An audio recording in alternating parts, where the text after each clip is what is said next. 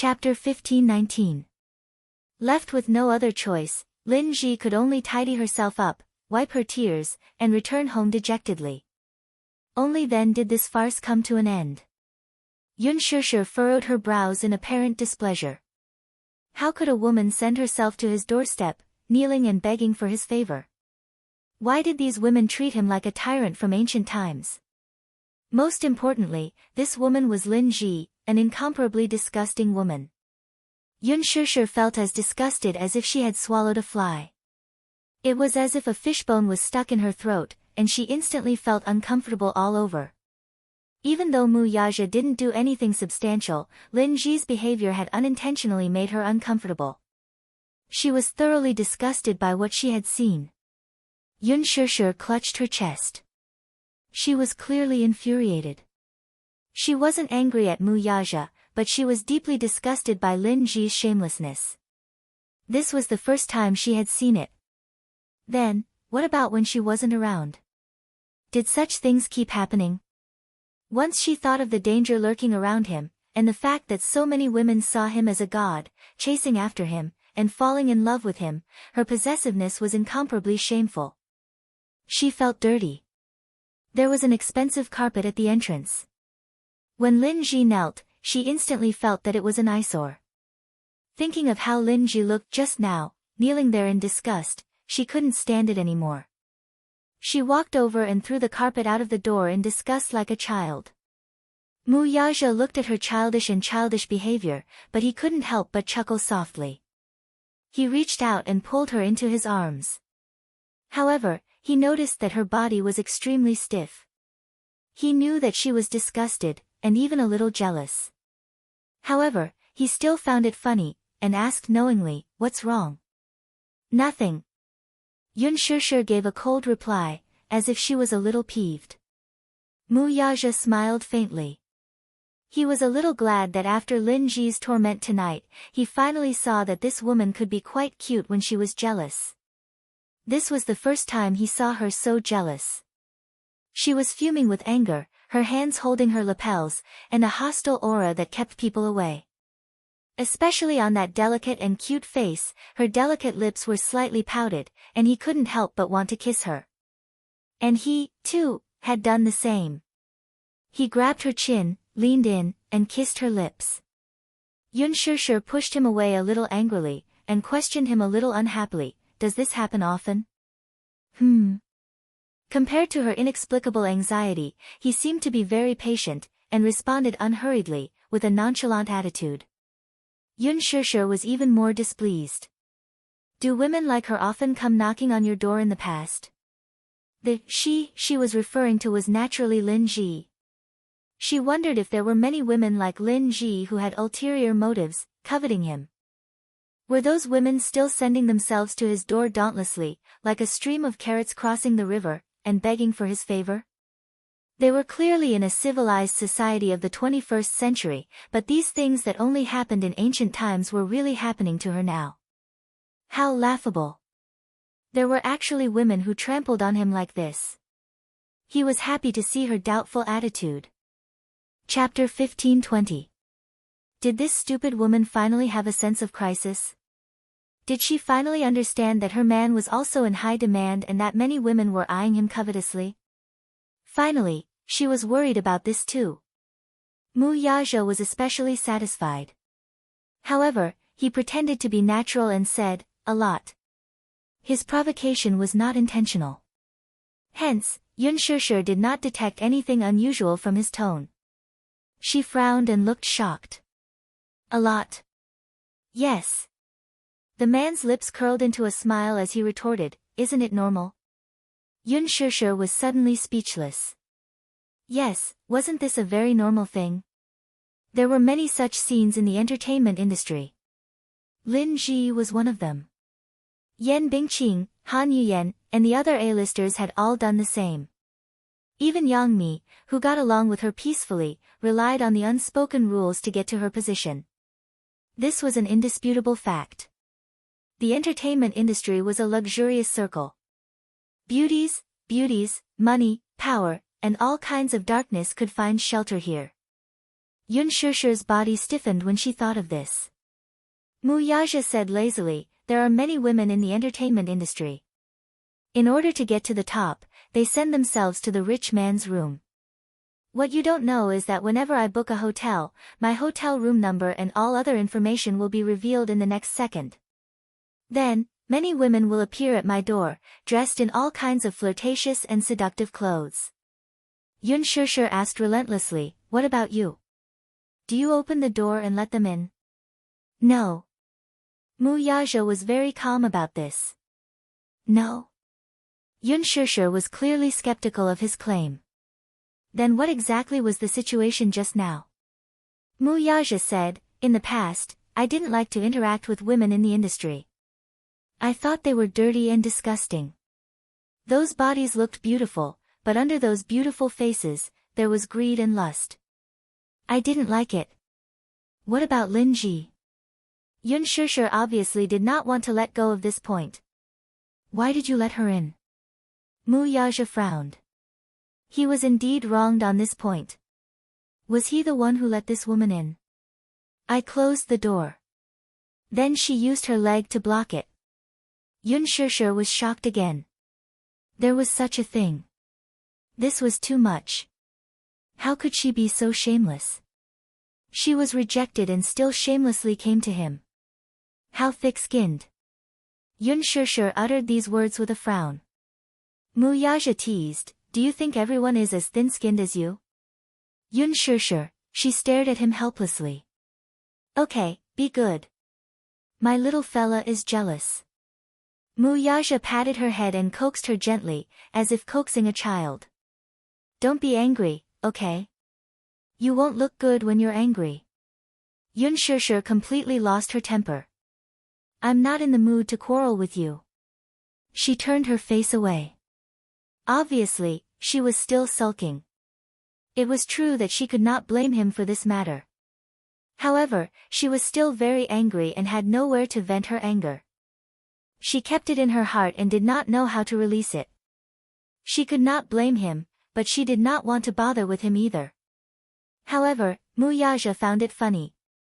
This woman, once she started to feel awkward, she really couldn't be coaxed with just a few words. Chapter 15:21. The feeling of being jealous was surprisingly good. It felt really good. At least, it felt like she was being cared for. Mu Yaja was in a good mood. Hence, he reached out and clasped her shoulders, turning her body around to face him. There was a satisfied playfulness in his eyes. Are you jealous? His voice was low and deep, with a hint of devilish magnetism. Just like the rich and mellow red wine, it was enough to intoxicate anyone who heard it. Even Yun Shusher couldn't help but be stunned by his deep and magnetic voice for a few seconds. When she came back to her senses, she still kept her lips tightly shut and didn't make a sound. Mu Yaja's gaze fell on her face. It was a little charming, a little cute, and a little twisted, but it made him faintly feel more excited. He lowered his head and precisely captured her breath, gently sucking on those tender and moist lips. Yun Shusher couldn't help but push him. Hey, Mu Yaja didn't have the time to care about her struggle. She exerted more strength in her hand and pushed him away a little. I'm still angry. In other words, she wasn't in the mood to do these things at the moment. Why? He frowned slightly, feeling slightly displeased by her rejection. He didn't like her rejection. However, he could tell that she was still conflicted. Yun Shusher looked up and stared at him seriously. I don't want this to happen again. She didn't want to see any woman clinging onto him and not letting him go. She didn't even want to see such a ridiculous thing happening in a hotel. She didn't like it and didn't want to see it again. She would feel disgusted, and at the same time, she would feel repulsed for a long time. Repulsed because she was extremely insecure. She was afraid of losing him. This feeling of insecure was not good, and it was very unpleasant. Mu Yaja stared at her but didn't say anything for a moment. He kept quiet. In the silence, Yun Shusher was originally waiting for his response. However, when she didn't get a response, she looked up uneasily and saw that he was also staring at her deeply without blinking, as if he was deep in thought. What happened? Yun Shishir pursed her lips. Is my request too much? You should admit that you're jealous. Mu Yaja suddenly curled his lips and nodded. He leaned closer to her face and looked into her eyes. He touched her nose and said, "You're jealous of me." Yun Shishir was startled. She knew in her heart that she was indeed jealous. This was undeniable. However, she was reserved and shy. For a moment, she was too embarrassed to admit it. Thus, she said, "I just don't like," she stuttered, as clumsy as a helpless child, not knowing how to express the bitterness in her heart. I don't like this feeling." Mu Yaja patiently waited for her to express herself. Yun Shishir looked up and said, "I don't know, the feeling of being coveted by others. This feeling is so annoying. You can't belong to others. You're. She incoherently spat out every word. Every word was like squeezing toothpaste out of her mouth. Mu Yaja restrained his gaze and smiled. His handsome eyes were hidden in the shadow of his hair. Hence, at that moment, she didn't see that hidden playfulness in his eyes. Chapter 15:22. In the end, Yun Shishir mustered up all her courage and clenched her fists tightly. Using all her might, she said, "You belong to me. You belong to me. You belong to me and me alone. Do you understand?" Yun Shishir looked up at him. The unspoken words in her heart seemed to be silently questioning him. Mu Yaja's heart skipped a beat. His gaze froze as he stared at her in a daze. He did not expect that he would be waiting for this sentence. Yun Shishir helplessly tugged at the cuffs of his bathrobe. This small action was more like a silent act of coquettishness. Her tone softened instantly. With a hint of helplessness, she asked, "You belong to me, right?" He had said it before. He belonged to her and her alone. He would promise her a world. He would promise her the whole world. Mu Yaja was stunned for a long time. Suddenly, he laughed involuntarily. Grabbing her chin, he narrowed his eyes slightly. Like a dragonfly skimming the surface of the water, he lightly pecked her little mouth that wanted to say something. "Yes, you're right." His broad and warm palm cupped her face. Her face was so small that he did not dare to use any strength when he held her face. He was afraid that he would accidentally hurt her. He pressed his lips against hers, unwilling to leave. Opening his handsome eyes slightly, his pupils were filled with endless charm. They were so dark that they shone brightly. It was as if countless stars were hidden within them, embellished with sparkling starlight. He was so close to her that their eyelashes were intimately intertwined.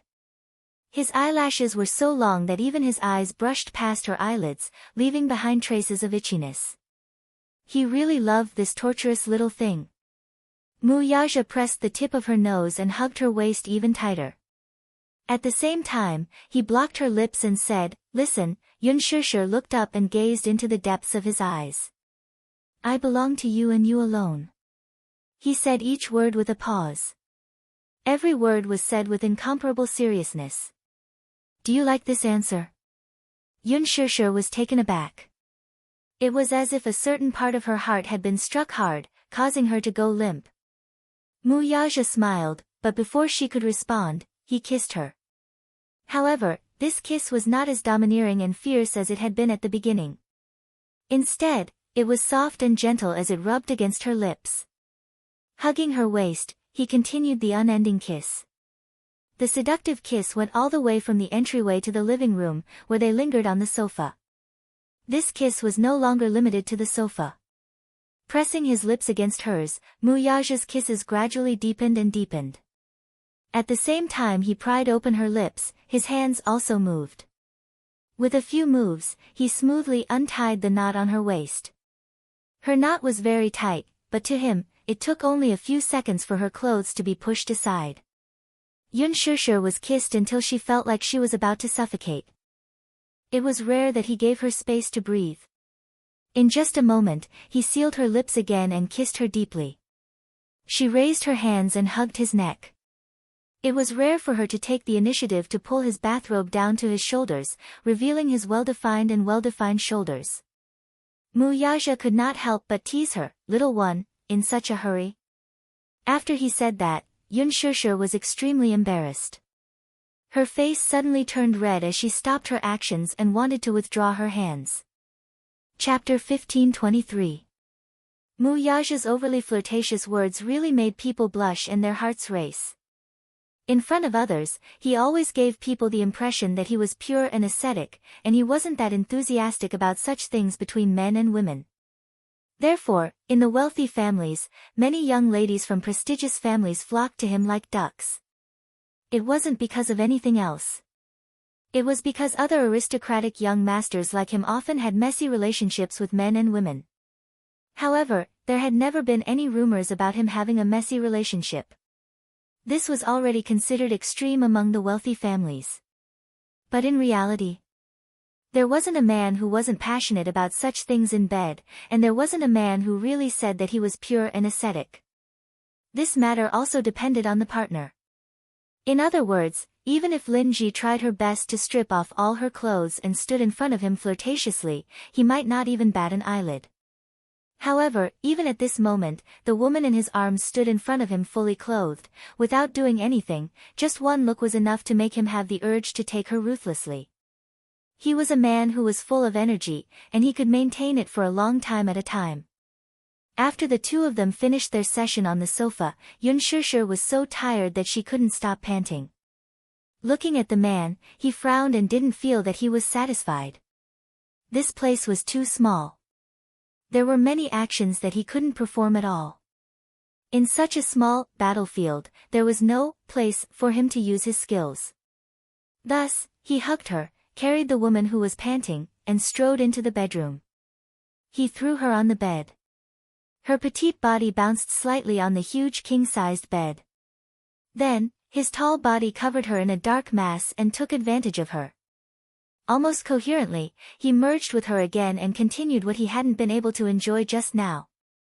At this moment, he was worn down by her to the point that he didn't have any rationality at all. This little thing, damn it, was so beautiful. He was especially greedy for the warmth in her body, and he couldn't bear to come out again. Accompanied by her intermittent moans, it made his blood boil even more. No matter what, he didn't know how to be satisfied. He couldn't wait to give it to her like this. "I can't. No, I can't." Yun Shishir gripped the bedsheet tightly and almost cried. She begged, "Muyaja, I'm dying." Her absurd pleas for mercy almost caused a certain man who had been cultivating to break his cultivation when he heard her words. He held back his laughter, leaned over, and seductively bit her ear, but said in an incomparably domineering manner, "I won't let you die." "You." Yun Shishir didn't even have the strength to glare at him. Ridiculous. It was too absurd. It was not until the wee hours of the morning when she begged him in every possible way that he was willing to give up. The absurdity that she had suppressed for so long was finally released. She couldn't bear to let it end just like that. Yun Shishir was tormented by him to the point that her bones were about to fall apart. She begged for mercy again and again, but it was useless. This man who seemed to have inexhaustible energy did not listen to her at all.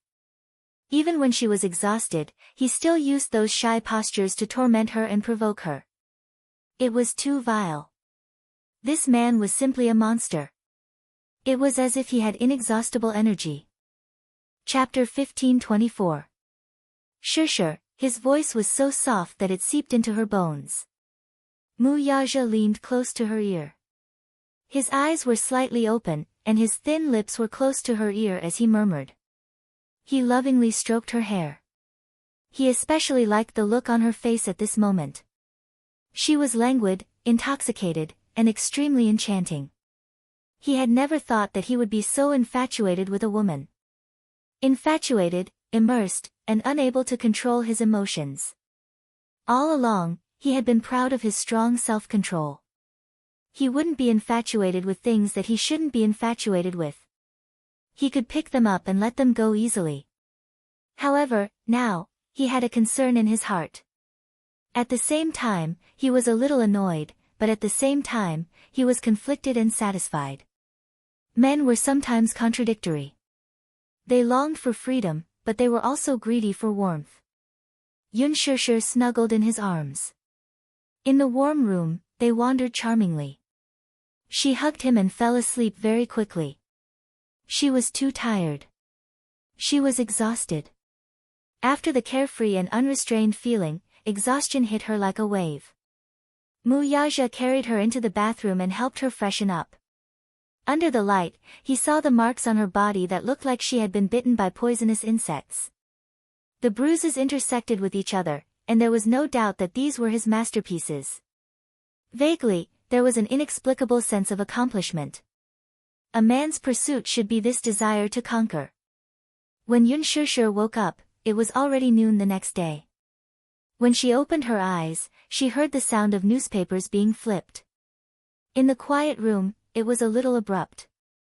Yun Shushu turned her head and saw Mu Yaja sitting in front of the floor-to-ceiling window in the bedroom. He was actually leisurely flipping through the newspapers. She was about to sit up, but the moment she moved, she felt as if her body was falling apart. She couldn't help but frown and let out a long, "Oh." It didn't matter if she didn't move, but when she moved, there were a few strange cracking sounds coming from her waist. Yun Shushu was really worried that her bones were really falling apart. Her movements alerted the man who was reading a newspaper by the window. Mu Yaja turned his eyes and looked at her. Against the light, the afternoon sun in Milan poured down on his body and dyed his hair a warm color. "He's awake."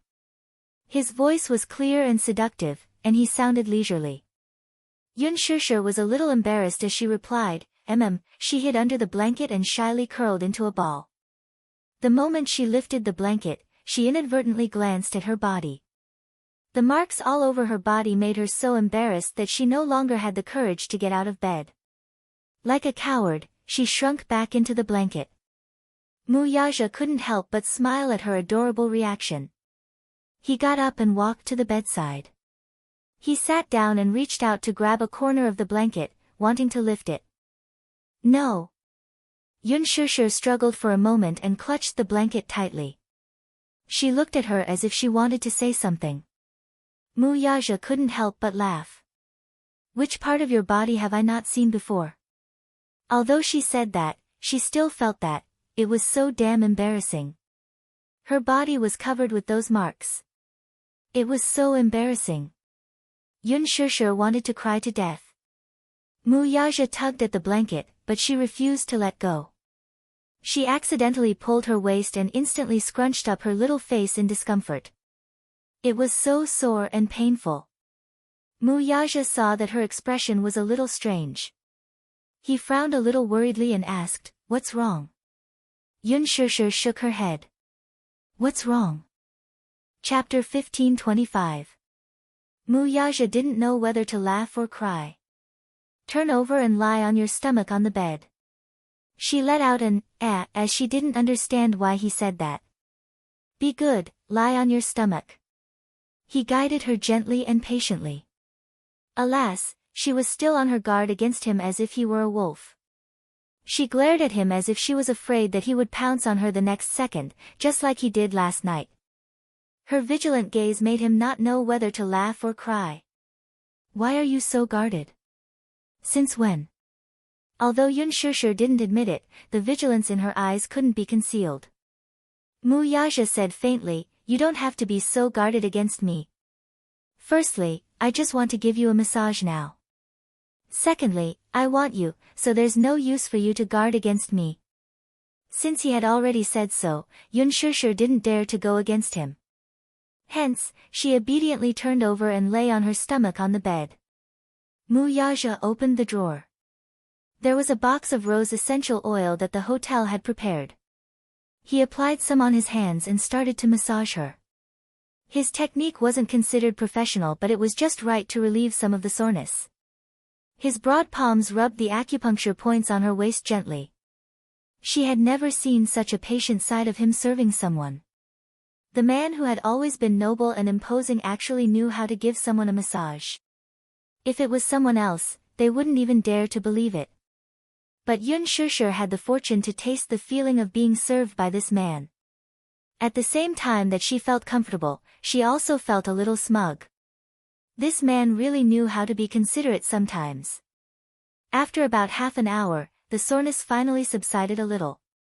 Yun Shusher let out a long sigh of contentment as her eyebrows slowly relaxed. She rolled into the bed and hugged the soft blanket. She stretched her waist again before she let out a long sigh of contentment. Comfortable, Mu Yaja patted her smooth little butt lightly. Stupid woman, be careful not to catch a cold. The doorbell rang. Mu Yaja got up and opened the door. Two people from the fashion store and the underwear store came in with exquisite packaging. Chairman Mu. Hello, sorry to disturb you. Mu Yaja nodded and gestured for them to put the clothes on the sofa. It turned out that he had woken up a long time ago. After tidying himself up, he called someone to send his clothes over. Yun Shusher didn't have a change of clothes, and the only dress she had was torn by him. She didn't care about it at that time, so she didn't know about this bad news for a while. If she knew that Mu Yaja had casually tore the 8-figure dress he had given her into pieces and threw it into the trash can like garbage, she would definitely cry from anger. It was not that he did not cherish that dress, but at some point in time, a man pursued a desire to conquer. At the same time, he did not want her to wear this dress again. Too enchanting, too eye-catching. When she wore this dress, no matter how it covered it, it made her look exceptionally sexy and beautiful. She was his treasure. This kind of beauty was not allowed to be coveted by others. When he sent the clothes into the bedroom, Yun Shusher saw the exquisite packaging in his hands and was a little confused. This is new clothes. Mu Yaja put it on the bed. It's already ironed. Just wear it directly. Chapter 1526. At this moment, she couldn't help but be amazed by this man's magical powers. He had actually grasped her measurements so accurately. Be it her bust, waist, or hips, there was not a single mistake. It was perfect. The style of the clothes was also good. The fabric was tight and covered all the marks on her body. Otherwise, she really wouldn't know how to face others. Especially her neck, which was full of love bites, could be seen at a glance. Oh my God, what exactly did he do to her body? Yun Shusher felt angry and amused at the same time. Mu Yaja ordered someone to deliver breakfast or lunch. After Yun Shusher ate, she suggested that they go shopping. Since they were already there, they should buy some souvenirs before leaving. There's nothing to shop in Milan. Mu Yaja didn't have any good suggestions. Milan was a paradise for shopping maniacs, but there wasn't anything special about it. The flight had already been arranged. Yun Shusher decided to return home early. Hence, she made a call to Qin Zhou to inform him. You're returning home today. As expected, Qin Zhou was obviously very angry when he heard that she was returning home early. There are a few more special shows coming up. If you don't stay and perform well, why are you rushing back now? Why don't you go to heaven? Yun Shusher said aggrievedly, I saw that I was on the headlines. I'm already satisfied. Qin Zhou was speechless. Yun Shusher said pitifully, Chairman Qin, let me go back home. I'm so tired. I want to have a good rest. There are still a few more scenes to shoot. I need to conserve my energy so that I can handle those high-intensity scenes. Qin Zhou then said mercifully, forget it. You go back home first. If you don't want to appear in the airport show, then so be it. Okay. On the way to the airport, they passed by a fashion plaza in the center of the bustling city. On the huge electronic screen, there was a report about the fashion banquet last night. She and Mu Yaja were there.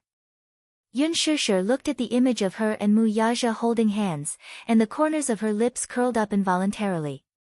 On Weibo, there were endless reports about Fashion Week. Many media websites had created special reports about Fashion Week. However, because it was Mu Yaja's first official appearance in front of the media, there was no doubt that she used Mu Yaja's presence to jump onto the headlines like a rocket. For a long time, the public had many speculations about the mysterious young CEO of Mu Group. Finally, at the Milan Fashion Gala, the mysterious Crown Prince finally unveiled his mysterious veil. His handsome appearance and elegant temperament immediately attracted the attention of countless people. Mu Yaja's appearance was undoubtedly breathtaking. So much so that the limelight suddenly overshadowed all the A-list big shots in the country who had rushed to the fashion show, firmly occupying the first place of the hot search. Soon, the netizens on Weibo gave him the title of National Prince Charming. Oh my god! The CEO of Mu Group is so handsome. His handsomeness is on a whole new level. Oh my god, I'm going to abandon my Xingxia and follow this CEO. He can obviously make a living with his face, but he has to rely on his talent. I heard that this young and mysterious CEO is worth hundreds of millions. Chapter 1527. The Mu Group plays an important role in the country's economy. It's like the heart of the country. He's rich, handsome, rich, and good-looking. He's practically God's favorite. Oh my god, he's so handsome. The CEO of the Mu Group is so handsome. I've decided that I want to bear his children. Pfft. Yu was sitting in front of the computer when she read the netizen's comment. She almost spat out a mouthful of milk on the computer screen. She tried her best to hold it in but choked on the milk and coughed violently. She was dreaming. How dare she covet her daddy? She even said that she wanted to bear daddy's children. Was that even possible? Yu logged into her account. Her fingers flew across the keyboard as she typed a few lines of words. Arthur, do you think you can sleep with him? Auntie, let me kindly remind you that it's daytime now. Go to the supermarket and buy a pillow. It'll be faster for you to dream. A few seconds after he replied, the netizen retorted angrily, who are you? I want to sleep with my idol. What does that have to do with you? You're such a busybody. Yu frowned and sneered. She replied, Mu Yaja is my daddy. Of course, I have the right to say that. Humph. Auntie, just give up. My daddy is already taken. After she finished typing, Yu leaned against the back of her chair elegantly. She looked relaxed and relaxed. Less than 10 seconds later, the netizen replied, I think you're the one who's dreaming, right? You even said that he's your daddy. Who are you? Where did this primary school student come from? Pfft. You're crazy. Mu Yaja is your daddy. Who would believe that? Yu raised her eyebrows but did not reply. She turned off her computer and walked to the French windows. She was in a good mood. Seeing mommy and daddy appear in front of the public together, seeing them holding hands, this feeling was really good. It turned out that happiness was not a difficult thing after all. After Yun Shushu returned to China, she hurried home. When Yu found out that his mother had returned to the country, he personally cooked a sumptuous feast. His culinary skills were getting better by the day. Compared to his past culinary skills, his culinary skills were obviously on another level. Yun Shushu only tasted one bite of the pork belly he made, and she felt so happy that she could fly to the sky. Oh my god! It was too delicious. No matter how delicious the food was, it couldn't compare to her son's cooking. While Yun Shushu was crazily cramming, she felt that she was simply too blessed. Not only did she have an obedient and adorable son, but this son also had superb culinary skills. Her stomach was completely captivated. She was viciously jealous of her future daughter-in-law as she tasted the chicken soup that Yu had personally brewed. Tears were about to fall from her eyes. Yu sat at the side and exchanged glances with Mu Yaja and Mu Yichen. A row of black lines appeared on their foreheads. Mommy? Yun Shushu looked up at him. What's wrong? My precious son. Yu looked at her with disdain and was a little speechless. Did you really come back from Milan Fashion Week? Of course. Before Yun Shishir could finish her sentence, Yu frowned and said disdainfully, but looking at the way you eat, you look like you escaped from a refugee camp in Africa. Yun Shishir was quite upset. She instantly felt as if thousands of arrows had pierced her heart. She complained in an aggrieved manner, You have such a sharp tongue. The truth always hurts. Chapter 15:28. Pfft, Mui Chen couldn't hold it in any longer and spat out a mouthful of chicken soup onto the table. Mu Yaja's lips twitched violently. He glanced at the petrified and hurt woman and said, Good son, I thought you would be used to it by now. Yu snorted and said, I am used to it. But the way you eat is too ugly. Mui Chen gritted his teeth and held back his laughter. He carefully looked back and forth between Yu and Yun Shishir. Yun Shishir tried to explain herself. I'm hungry. Also, Yu's cooking is so delicious that mommy can't control my hunger. You don't care about your image when you're hungry?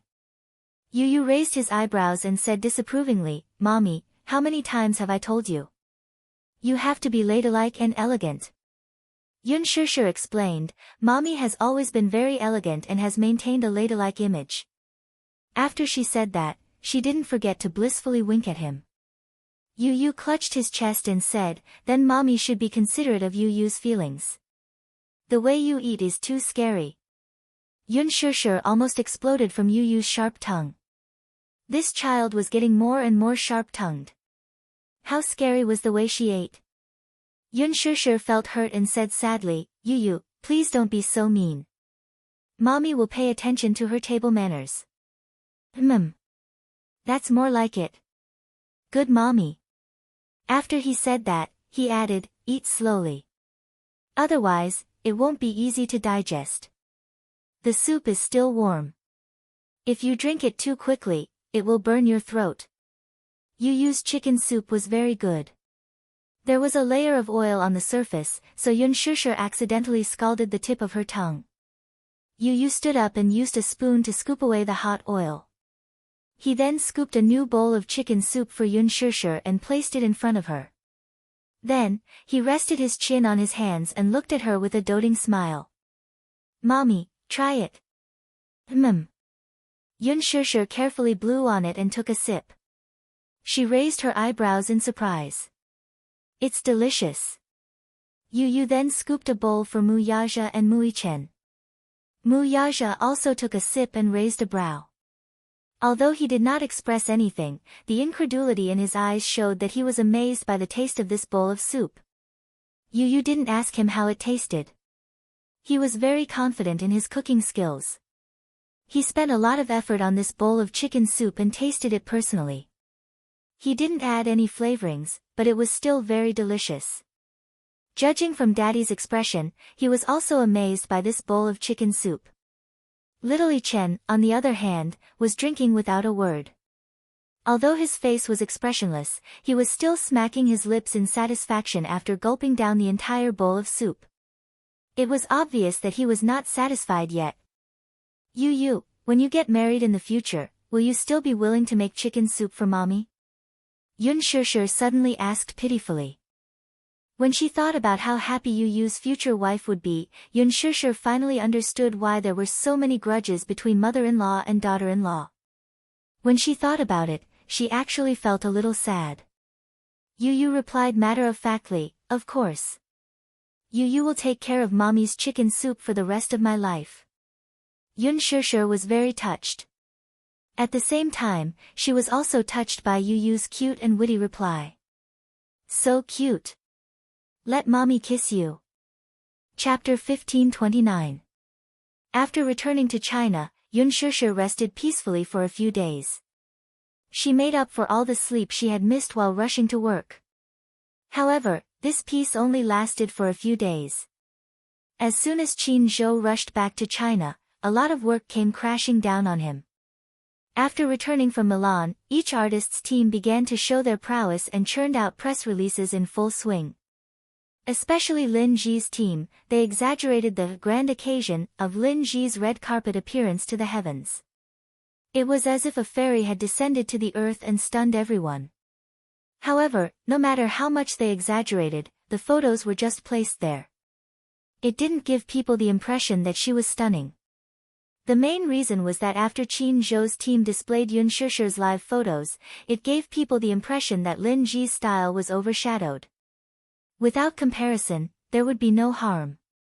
This sentence was the absolute truth when it came to this matter.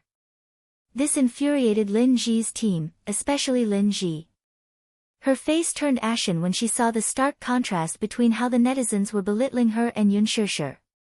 She couldn't stand the sharp eyes of the public.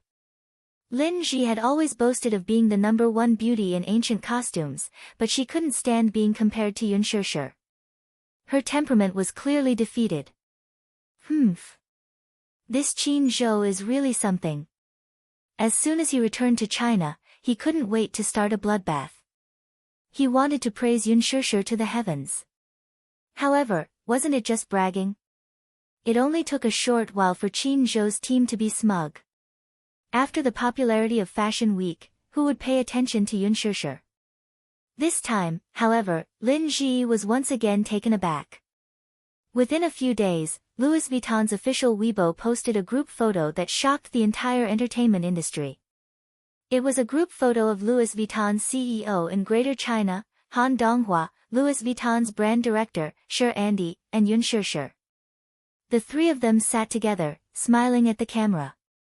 When the official Weibo posted this group photo, it only included a handshake and a heart-shaped emoji. No other information was revealed. However, this photo set off an uproar in the fashion industry. Han Donghua, the CEO of Louis Vuitton's Greater China region, and the CEO of the Greater China region. It could be said that his status was incomparably noble. He had never taken a photo with any female celebrities in the country, and was a relatively low-key person. As for Louis Vuitton's brand director, Shi Andy, he was one of Louis Vuitton's top executives who held great power behind the scenes. They rarely exposed their tracks to the public. Louis Vuitton's official Weibo published this group photo, which made people's imagination run wild. At that time, Louis Vuitton's official Weibo also published a photo of Gu Xingzi and the two men. After that, Gu Xingzi signed a contract with Louis Vuitton and became the brand ambassador of Louis Vuitton in Greater China. The outside world couldn't help but speculate. Could it be that Yun Shishir got Louis Vuitton's resources and became the new brand ambassador of Louis Vuitton in Greater China? If that was really the case, then this was a top-notch resource. At least, in the country, no female celebrity could get such a resource. Not long after, Yun Shishir's studio's Weibo posted a group photo of Yun Shishir and Han Donghua enjoying dinner together. The two of them sat together, smiling, and had a tacit understanding. Chapter 1530. Half a month later, this guess was finally verified. Yun Shishir's personal Weibo published a series of large posts and announced that she would be LV's brand ambassador. Once the news came out, it caused a huge commotion. Especially Lin Ji, she was so angry that her teeth were about to break. In fact, during this trip to Milan, Qin Zhou had met up with Han Donghua to discuss this matter. He and Han Donghua were old friends and had a good relationship. Coincidentally, Louis Vuitton was looking for an ambassador to expand the Chinese market. Hence, during this Milan Fashion Week, Qin Zhou strongly recommended Yun Shishir to Han Donghua. At first, Han Donghua was a little hesitant. After all, Yun Shishir had just debuted not long ago. Whether it was fame or popularity, it was still very limited. However, on the red carpet, Yun Shishir's noble and elegant Oriental classical aura conquered him instantly. Han Donghua was an American-born Chinese. Although he grew up overseas, he was very obsessed with Oriental classical culture. Yun Shishir's mysterious and elegant classical aura attracted him instantly. Han Donghua mentioned this matter to Shi Andy and also mentioned Yun Shishir to Shi Andy, expressing his admiration for Yun Shishir. Shi Andy also approved of Yun Shishir. However, before this, Han Yuyen's team had already contacted him and expressed their intention to work together. Louis Vuitton's headquarters also leaned towards Han Yuyen's idea of a new ambassador. After all, compared to Han Yuyen, who had debuted many years ago, Yun Shishir had just debuted and was lacking in many aspects. However, on the night of the fashion banquet, when Yun Shishir appeared with Mu Yaja in a cheongsam gown, Sher Andy immediately changed his mind and decided on Yun Shishir as LV's ambassador for China. This was because beside Yun Shishir stood Mu Yaja. Just the name, Mu Yaja, alone was enough to convince her. This was capital. Putting aside capital, she was more outstanding than Han Yuyen. While being outstanding, they also had a lot of resources. Thus, Han Yuyen was mercilessly squeezed out. When Han Yuyen heard the news, she was so angry that she flew back to China on the same day. She was depressed for a few days and still hadn't recovered from the shock. It was too cruel. Her team had worked hard for a long time to get this resource. In the end, she actually lost to a newbie like Yun Shishir. What a disgrace. However, this was nothing. Han Yuyen heard that Yun Shishir had signed an 8-figure contract with Louis Vuitton. She was so angry that she almost vomited blood. 8 digits. An endorsement worth tens of millions. On what basis? For a big brand like Louis Vuitton, even if she was a diva, her contract would only be 8 figures. Yun Shishir, a newcomer who just debuted, actually signed a contract worth 8 figures. When Gu Xingzi signed a contract with Louis Vuitton, it was only 7 figures. When Han Yuyen's team first approached Louis Vuitton, they even stated that if they could sign an endorsement deal with Louis Vuitton, they wouldn't mind paying the signing fee. Yun Shishir actually signed an 8-figure contract. Han Yuyen felt extremely unbalanced. Lin Ji also felt the same way. When she found out that Yun Shishir had signed a contract with a sky-high price, she was so angry that she cried on the spot. She couldn't help but curse viciously in her heart. How did Yun Shishir get this contract? Unspoken Rules. Chapter 1531.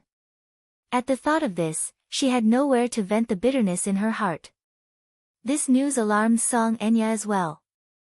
Some time ago, she went overseas to relax. When she returned, she learned of this news. She had always been more concerned about the fashion industry. As a socialite, she was very particular about big brands. She was also keen on international brands like Louis Vuitton and Chanel. When she browsed Weibo and learned of this news, she was also a little shocked. Yun Shishir actually signed with Louis Vuitton. Brother Mu must have helped her get the resources, right? Otherwise, how could a newcomer who had just debuted get such a top fashion resource like Louis Vuitton?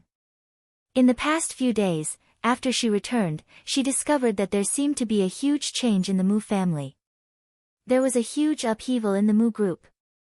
Mu Lianjue had passed away from an illness. The 4th son of the Mu family, a core figure with a high position in the family. Not only that, Song Enya also noticed that Mu Wanru seemed to have disappeared. The muse announced to the public that Mu Yaja and Mu Wanru had broken off their engagement. Song Enya did not know whether to be happy or worried about this news. She was happy that since Mu Yaja and Mu Wanru had broken off their engagement, did that mean that she had another chance? However, she was worried that even if Brother Mu and Mu Wanru had broken off their engagement, so what? Yun Shishir, this stumbling block, had not been dealt with yet. At the thought of Yun Shishir, Song Enya felt that this woman was really detestable.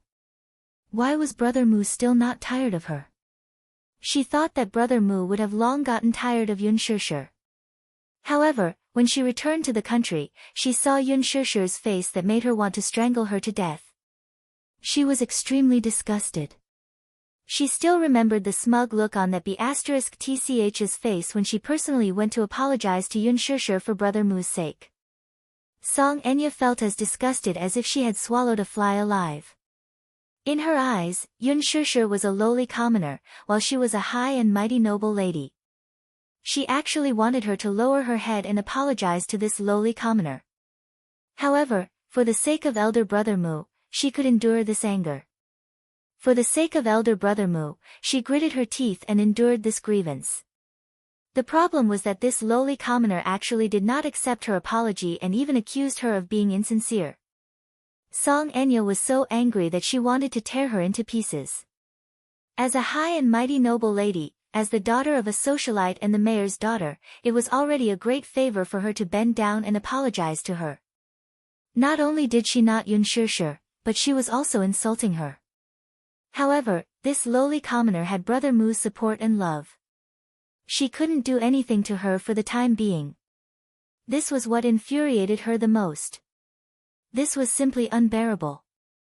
Song Enya could not do anything to her, so she went abroad to relax. When she returned, she found out that brother Mu and Mu Wanru had broken off their engagement.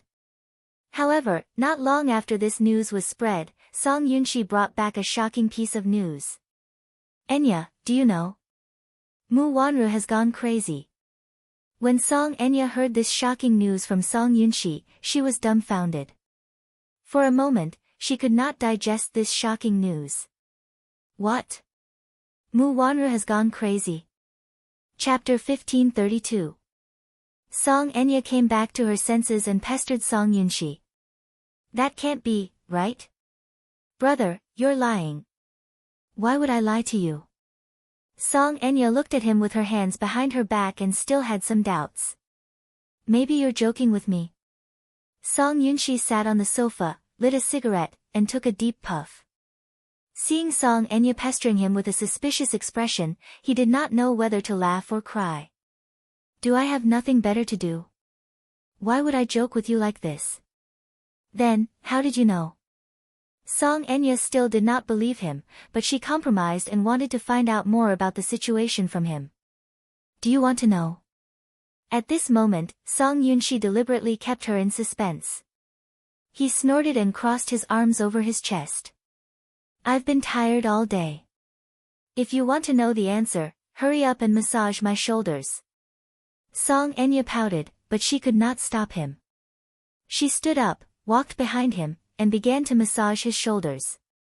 While Song Yunshi was feeling satisfied, he opened his mouth and recounted the entire incident. There was a provincial mental hospital in the capital. It was very large and had a lot of medical resources. Mentioning this matter was mainly due to a coincidence. Because of an unspeakable matter, Song Yunshi needed to go to this hospital to sign something. This thing was a mental illness report. Song Yunshi's friend had gotten into an accident. As for what happened, Song Yunshi did not tell Song Enya. One of his friends was sued in court. He was young and frivolous, so something happened to him. If he went to court, the situation would be very disadvantageous for him. However, if there was a mental illness report, this matter might be much easier to handle. Hence, he asked his father to find Song Yunshi and told him the purpose of his visit.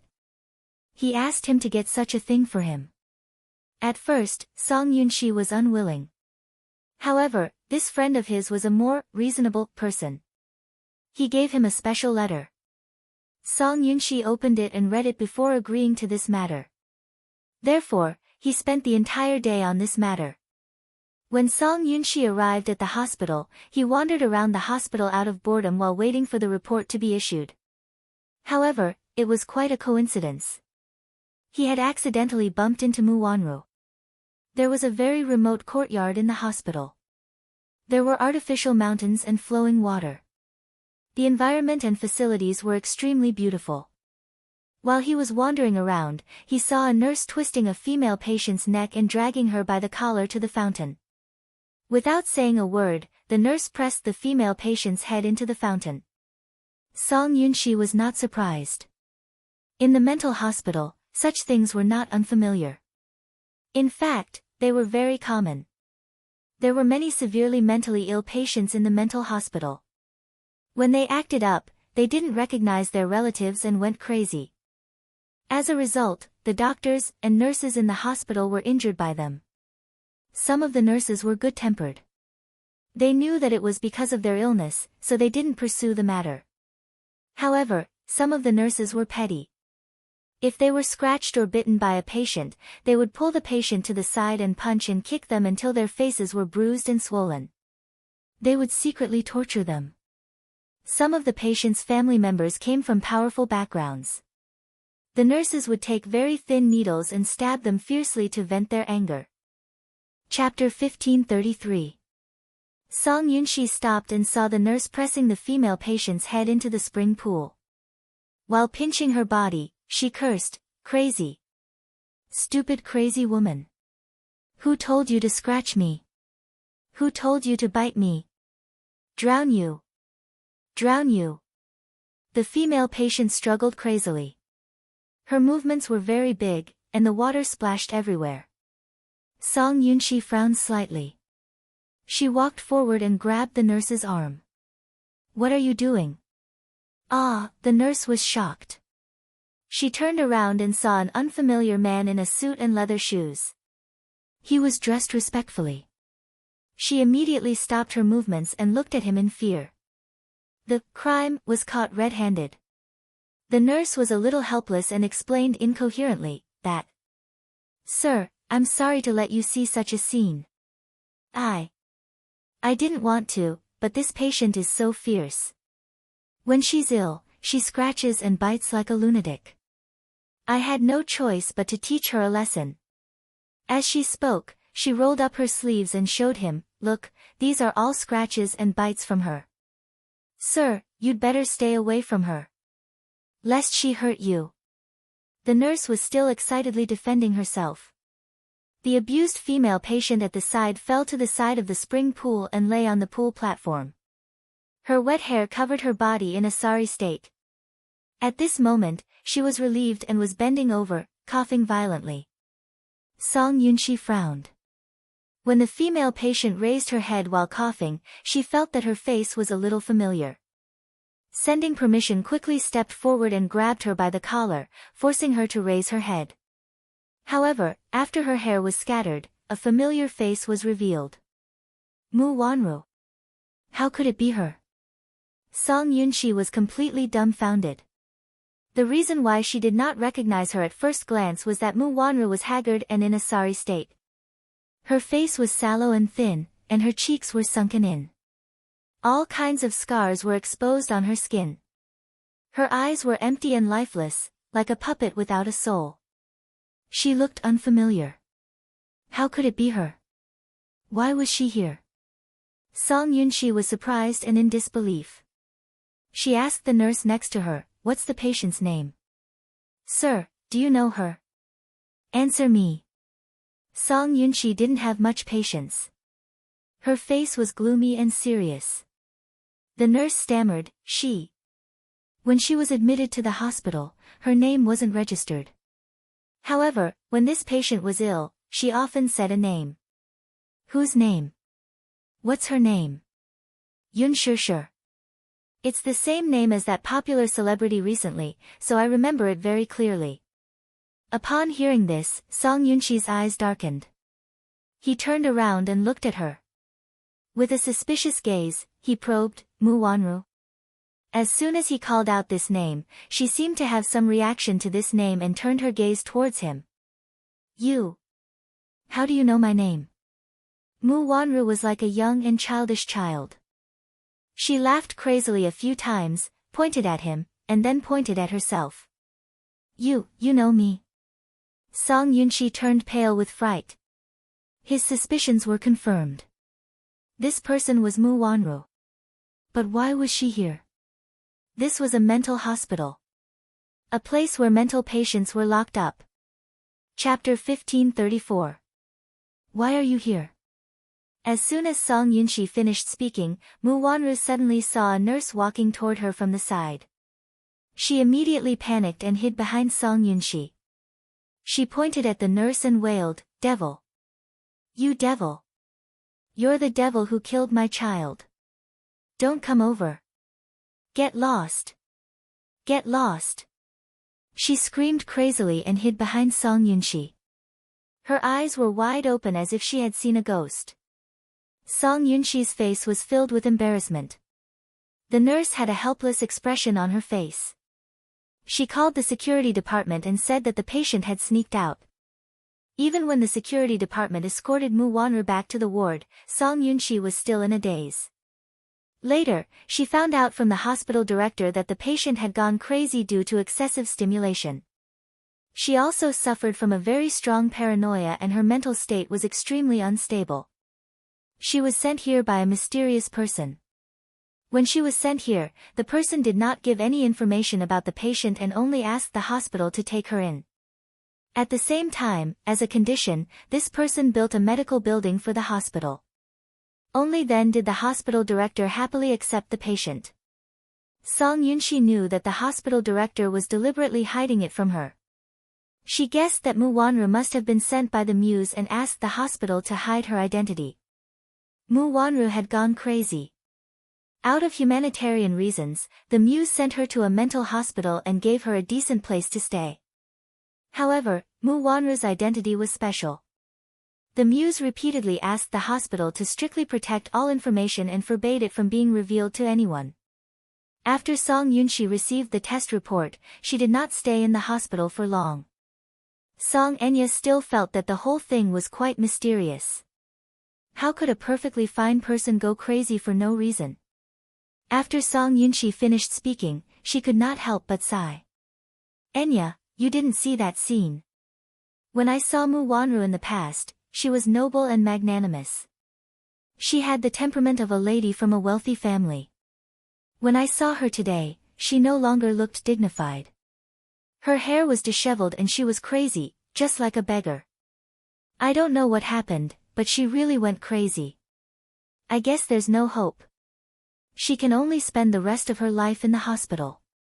Song Enya was still in a daze. I still can't believe it.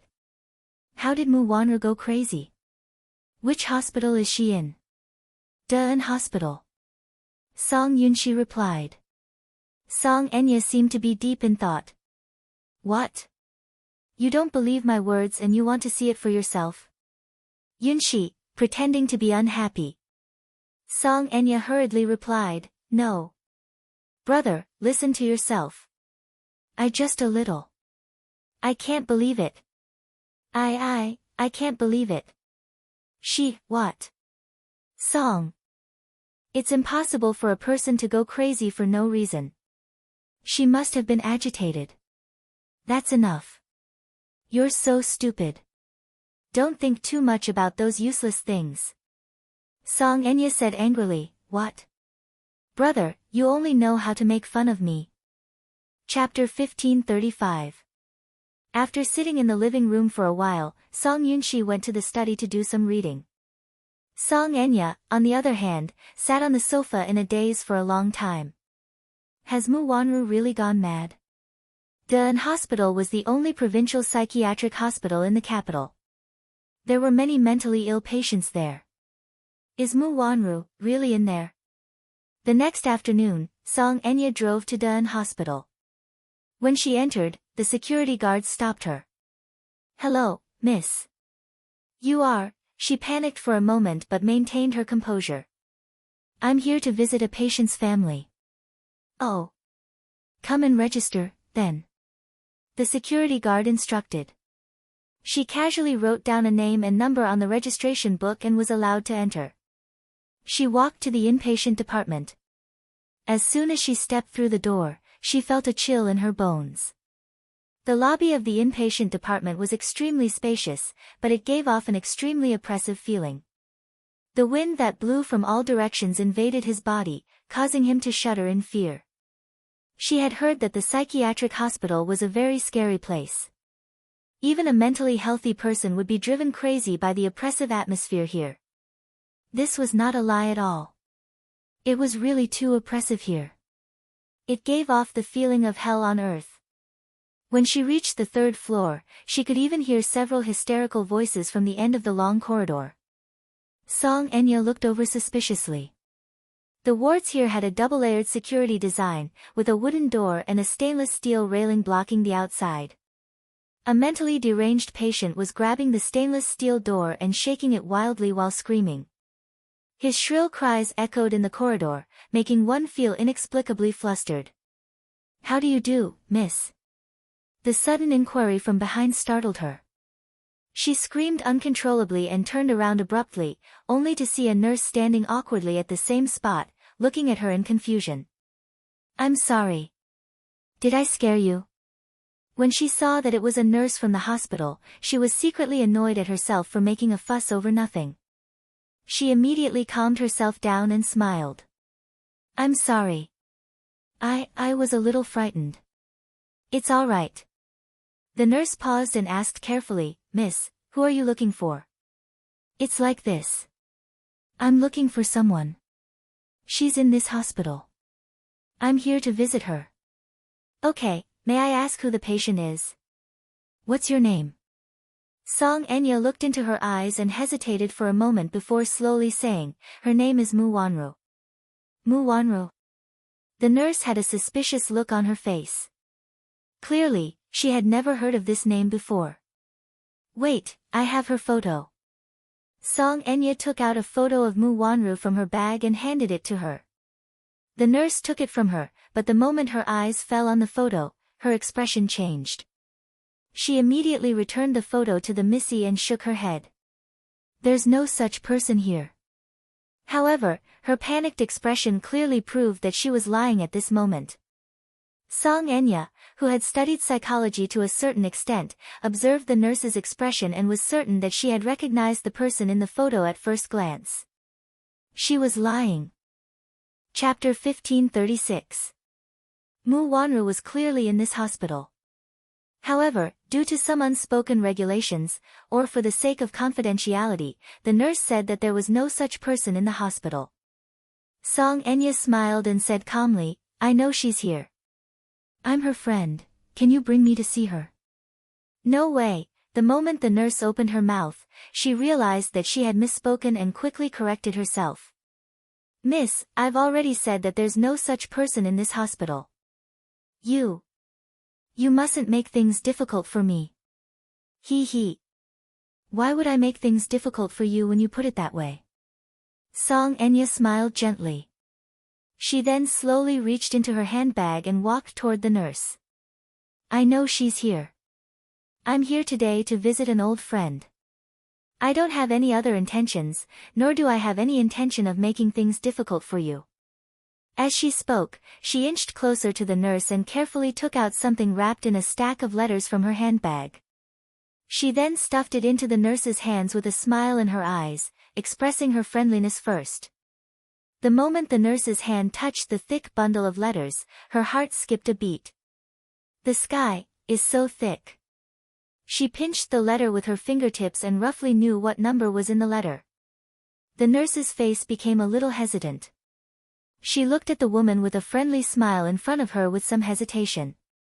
Miss, I won't hide it from you, the person in the photo you showed me earlier is indeed in this hospital. However, the director has made it clear that this patient's identity is very special, so no one is allowed to visit her. No matter who you meet, you have to announce to the public that there's no such person. The corners of Song Enya's lips curled up, but the smile in her eyes deepened. I know the rules. As long as you bring me to see her, I'll pretend that nothing happened after that.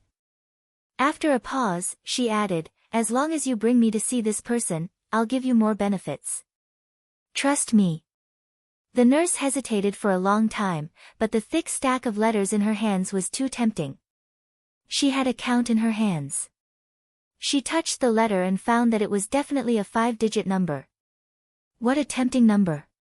She had worked in this hospital for 3 years, and her monthly salary, including performance, was at most 3,000 to 4,000 yuan. Such a huge sum of money was equivalent to a pie falling from the sky. She held it in her hands and was reluctant to let it go. Humans were all greedy for money. With money, it was naturally easy to pave the way. The nurse was finally tempted. She took the money and led the way without saying a word. Song Enya followed her all the way out of the inpatient department.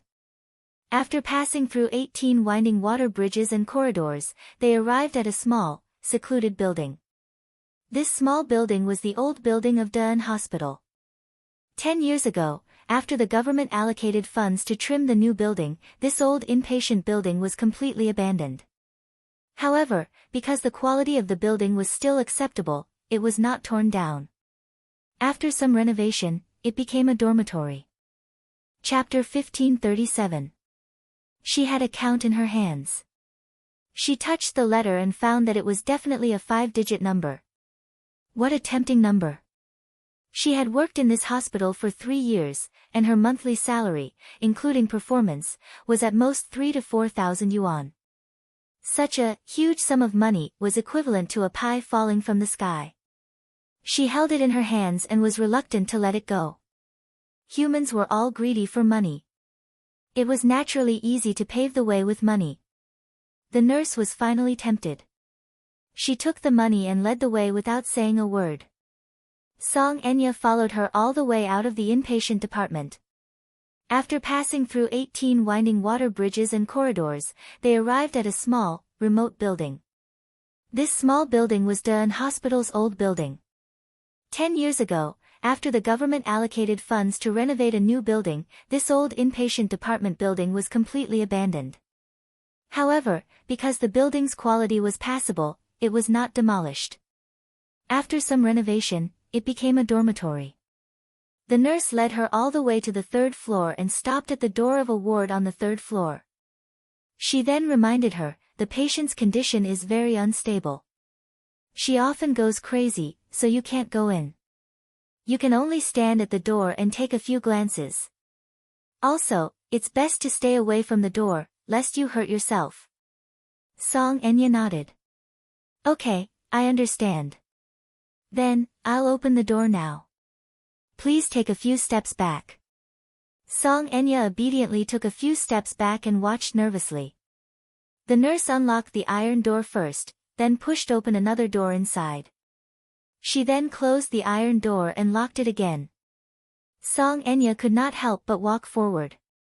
Through the heavy metal bars, she finally saw the back of the person in the ward. She hugged her knees and sat on the bed with her back facing the door. Her whole body was trembling slightly, and her hands were constantly pulling at her hair. A piece of hair that had been pulled out was on the snow-white bedsheet. However, she did not seem to know the pain as she continued to pull at her hair, as if she could not wait to pull out all the messy hair on her head. In his memory, Mu Wanru had long hair that made people envious. It was black and shiny, with a natural and beautiful luster. But now, her beautiful hair seemed to have been cut short by a lot. It was so messy that it looked like it had been a long time since she washed it. Her hair was dirty and messy. Because it was too greasy, her hair seemed to have clumped together. She seemed to feel that her scalp was extremely itchy. She scratched and pulled at it. Some places were scratched so hard that a bald patch was left. Song Enya furrowed her brows in disgust. As soon as the door was opened, a stench from inside hit her in the face. It was as if the person had not bathed for a long time. The combination of the sour stench and the stench of excrement was nauseating. When the patient's condition is unstable, he often loses control of his bowels and excrement. His clothes are stained with his excrement, so, there's a stench in the room, the nurse explained. Song Enya was a clean freak, so when she smelled the stench, she could not help taking out her handkerchief to cover her nose and mouth. The nurse smiled a little awkwardly. I didn't have time to clean it up today. She must be filthy now. Why don't you come again next time? No need. Chapter 1538. The nurse hesitated for a long time before nodding her head. Before she left, she did not forget to remind her, don't get too close to her. Be careful that she doesn't hurt you. With that, she left. Song Enya stood at the door and watched for a while before carefully probing, Sis Wanru? The back of the person on the bed stiffened as if she had heard her voice. She then turned to stone and did not respond. Song Enya furrowed her brows and was about to speak when the person on the bed suddenly turned her head around. A face as pale as a ghost's came into view, giving her a fright. Ah! She could not help taking a step back and patting her chest, still feeling a little scared. Mu Wanru suddenly got off the bed. Her pair of empty eyes stared at her blankly, lifeless and numb. Who are you? Sis Wanru, don't you recognize me? Song Enya tilted her head, clearly puzzled. Mu Wanru looked a little timid, as if the woman standing at the door was a terrifying scourge. She leaned against the wall and trembled in fear. "Don't come over. Don't hurt me. Go away, go away." Song Enya was taken aback. She remained expressionless for a long time before the corners of her lips curled up into an arrogant smirk. "Don't you recognize me? Ha ha. I'm Enya." As she spoke, she sized her up with disgust. A sinister look appeared in her eyes. "Ha ha. Mu Wanru, oh, Mu Wanru, so you have a day like this too. I didn't expect you to end up in such a miserable state. How pitiful." She gloated and mocked her as she sized her up in disdain. "Look at you. Take a good look at you now. You're dirty and sloppy. How disgusting. How does it feel to be abandoned?" Song Enya paused for a moment before spitting out 2 words. "You deserve it." Because of these 2 words, Mu Wanru's expression changed. She looked like she understood, but also like she didn't. Her expression was a little strange. "Mu Wanru, I've wanted to say this to you for a long time." Song Enya stood at the door and looked down at Mu Wanru condescendingly. It was as if the latter was nothing more than a pitiful ant beneath her feet that she could easily trample to death. "Brother Mu is mine. It belongs to me. Brother Mu." Mu Wanru repeated it a few times in her mind. Suddenly, the look in her eyes changed. A monstrous hatred appeared in her eyes. It was twisted and terrifying. She suddenly pounced at the door like a hungry wolf. Both her hands reached out the metal bars and grabbed at her angrily. Song Enya, who was standing very close to the door, was caught off guard and could not dodge in time. 2 bloody scratches were left on her face. She screamed and covered her face as she took a few steps back. She felt a burning pain on her face where she had scratched. When she touched it with her fingers, she felt a sharp pain. *TCH. What are you doing? Song Enya covered her face and yelled at her. Mu Wanru, on the other hand, seemed to have gone crazy. She kept making muffled sounds as her hands scratched in her direction. She was slurring her words and could not make out what she was saying at all. Song Enya hurriedly took out a hand mirror to check her face. There were 2 bloody scratches on her face from the other's sharp nails. Chapter 1539. Song Enya wiped her hands with a handkerchief and frowned in pain. She then looked at Mu Wanru's long fingernails, which were embedded with a mixture of black and yellow filth, and felt nauseous again. How disgusting! Oh, God! Just how dirty were her hands! When she pounced on her, the gust of wind that came with her was accompanied by a fishy stench. Song Enya looked at the room behind her and saw that it was extremely dirty. There were feces, vomit, and all kinds of urine stains in the room. It was a sight that made one's scalp tingle. Mu Wanru screamed like a madwoman, "Yunshishir. I'm going to kill you. I'm going to kill you." Song Enya was stunned. Suddenly, a strange and vicious expression appeared on her face. "You recognize me? Yunshishir. Even if you turn into ashes, I'll still remember you. I won't let you off. You deserve to die. You deserve to die. You killed my child. You're the one who killed my child." "Child? What child?" Song Enya was stunned. Why did she keep saying that Yunshishir killed her child? Wasn't Mu Wanru infertile? Could it be, was it her and Brother Mu's child? Song Enya's face turned ashen when she thought of this. *TCH, where did your child come from? Song Enya easily lost her rationality when it came to Muyaja. She became hysterical and questioned Mu Wanru sternly. "Say it. Is the child yours and Brother Mu's? Say it. Say it." Mu Wanru did not seem to hear her, though.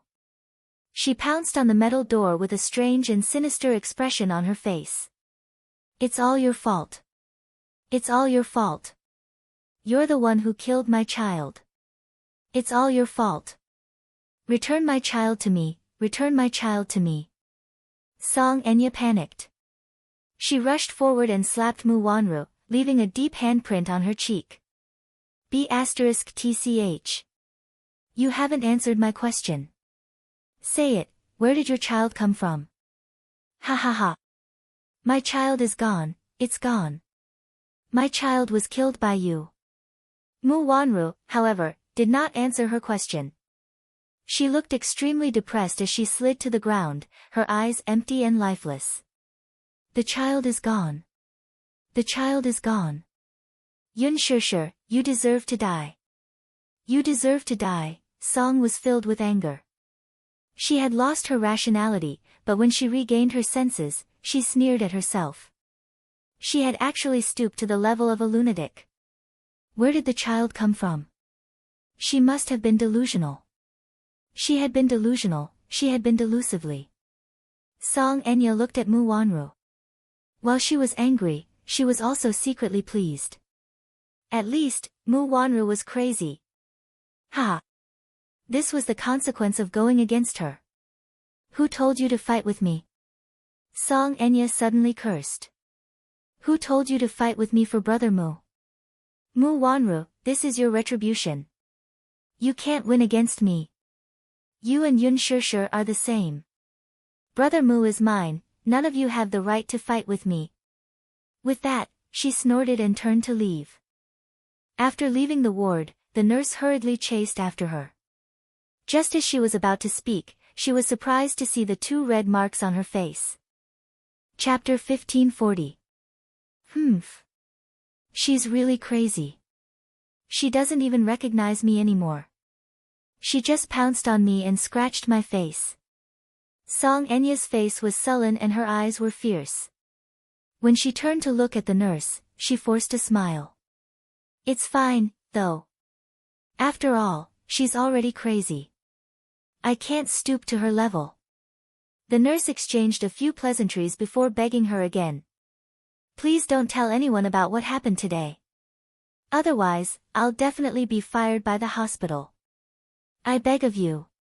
All right. I got it. Song Enya suddenly asked, oh, right. What's your name? Li Qian. Okay. Song Enya turned around and left. Before she left, she went to the hospital director's office and told him about what had happened today.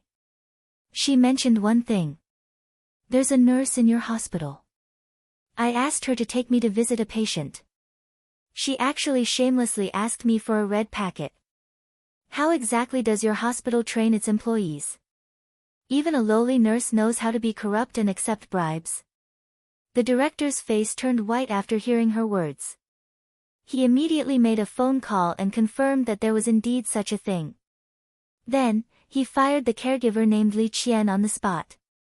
Song Enya smiled smugly and left the hospital. If she was bullied, no one would have an easy time. After resting for a few days, Yun Shishir was notified to join the production team and attend the press conference held by the production team of Lethal Beauty. It was not until all the main creators were present at the press conference that Yun Shishir learned about the full lineup of the production team. The female lead was confirmed to be Lin Ji, while the male lead was Hua Jin, a popular actor in ancient costumes. Lin Ji was a famous actress in ancient costumes, so there was no doubt that she would play the female lead. As for Hua Jin, being the most popular actor in ancient costumes, he was expected to play the male lead. At the press conference, Yun Shishir saw Hua Jin's real face for the first time. Because it was quite a distance away, Yun Shishir could only think of one word from that fleeting glance: charming all living things. He's too seductive. This man was too beautiful. This kind of beauty almost subverted the barriers between genders. Looking from afar, the palm-sized handsome face was as white as jade, with a pair of peach blossom eyes that were as charming as silk, and the corners of his eyes were long and narrow. The perfect lines of his facial features were like a sculpture made by the gods. Every detail was meticulously carved, extremely exquisite and beautiful. Qin Zhou had mentioned him before.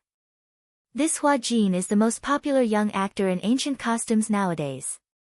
His background is not simple. So, you have to be careful. Stay away from him and don't get too close to him. Being crowned as the #1 scholar in ancient costumes was definitely not an undeserved reputation. Hua Jin's ancient costume was very charming and exuded the fragrance of ink. His face was like jade, his skin was like cream, his lips were red, and his teeth were white. His bearing was carefree, and he did not have the masculine spirit of an ordinary man. His temperament was gentle and elegant, and he was delicate and pretty. The adjectives of the 4 most beautiful men in ancient times did not seem out of place when applied to him. His body had a classical charm that made people unable to help but fall for him. It was said that Hua Jin was his stage name. However, no one knew his real name. Yun Shishir had always remembered Qin Zhou's advice. He said that Hua Jin's background was not simple, and that she had to be careful when interacting with him. Chapter 1541. Hua Jin noticed this and couldn't help but glance at her thoughtfully. However, it was just a glance. Soon, he turned his gaze away and looked straight ahead. He didn't look at Yun Shishir again. However, there was a hint of playfulness in his eyes.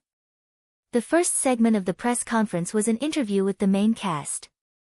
Originally, such interviews were mainly for the male and female leads. However, during this period, due to Yun Shishir's popularity, Yun Shishir's limelight had once overshadowed Lin Ji and became the focus of attention. Some time ago, I heard that you negotiated an endorsement contract with the CEO of Louis Vuitton in China. Is this true? What do you think about acting in this gold-plated blockbuster? All the questions revolved around Yun Shishir. Lin Ji sat in her seat. As the female lead of this drama, she was unexpectedly neglected. She looked around the room and found that most of the cameras were focused on Yun Shishir. She felt even more annoyed. Yun Shishir's seat was lit by the flashing lights. She had a smile on her face and answered orderly. Her responses were quite satisfactory. Some of the questions were too sharp, but she was able to gloss over them with a few words. Not only did she give the media space to write, but she also gave them leeway. Her high EQ was undoubtedly displayed at this moment. Her on-the-spot responses were handled with ease.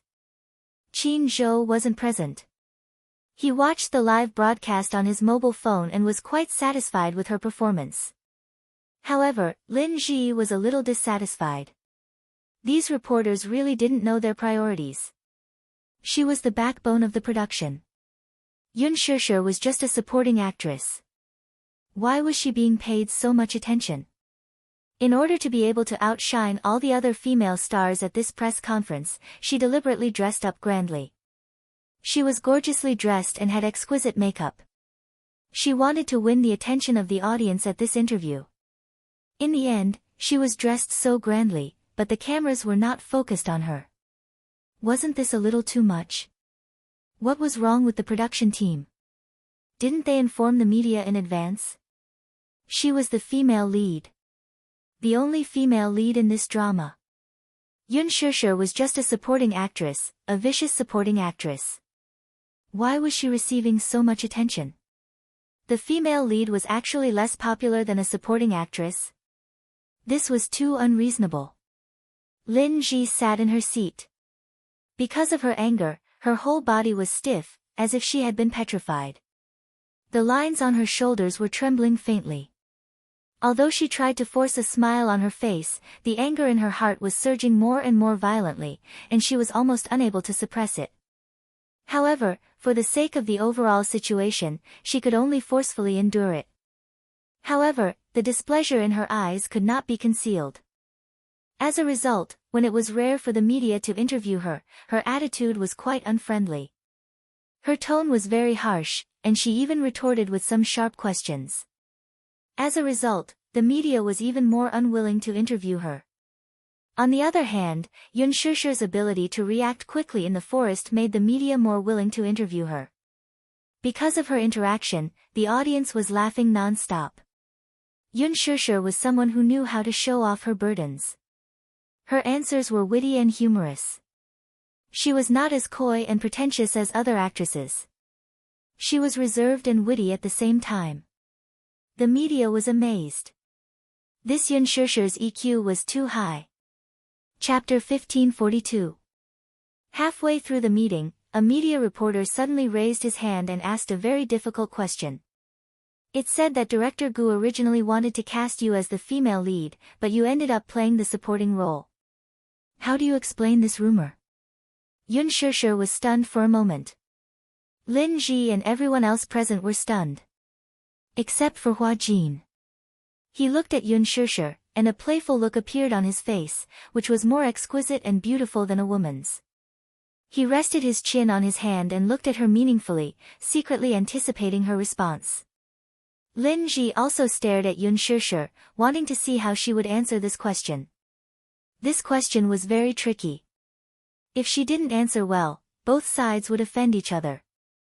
Yun Shishir pondered for a moment, then said with a smile, I discussed with director Gu and decided on this role. As an actress, I definitely want to play a challenging role.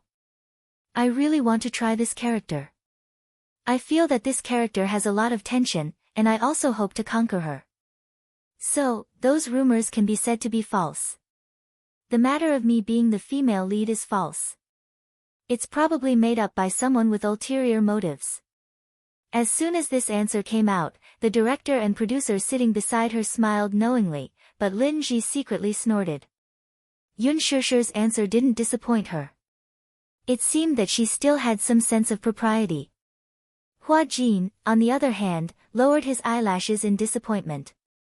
He pursed his lips, feeling bored. He originally thought that there would be a good show to watch. In the end, he didn't expect Yun Shishir to be so obedient. How boring.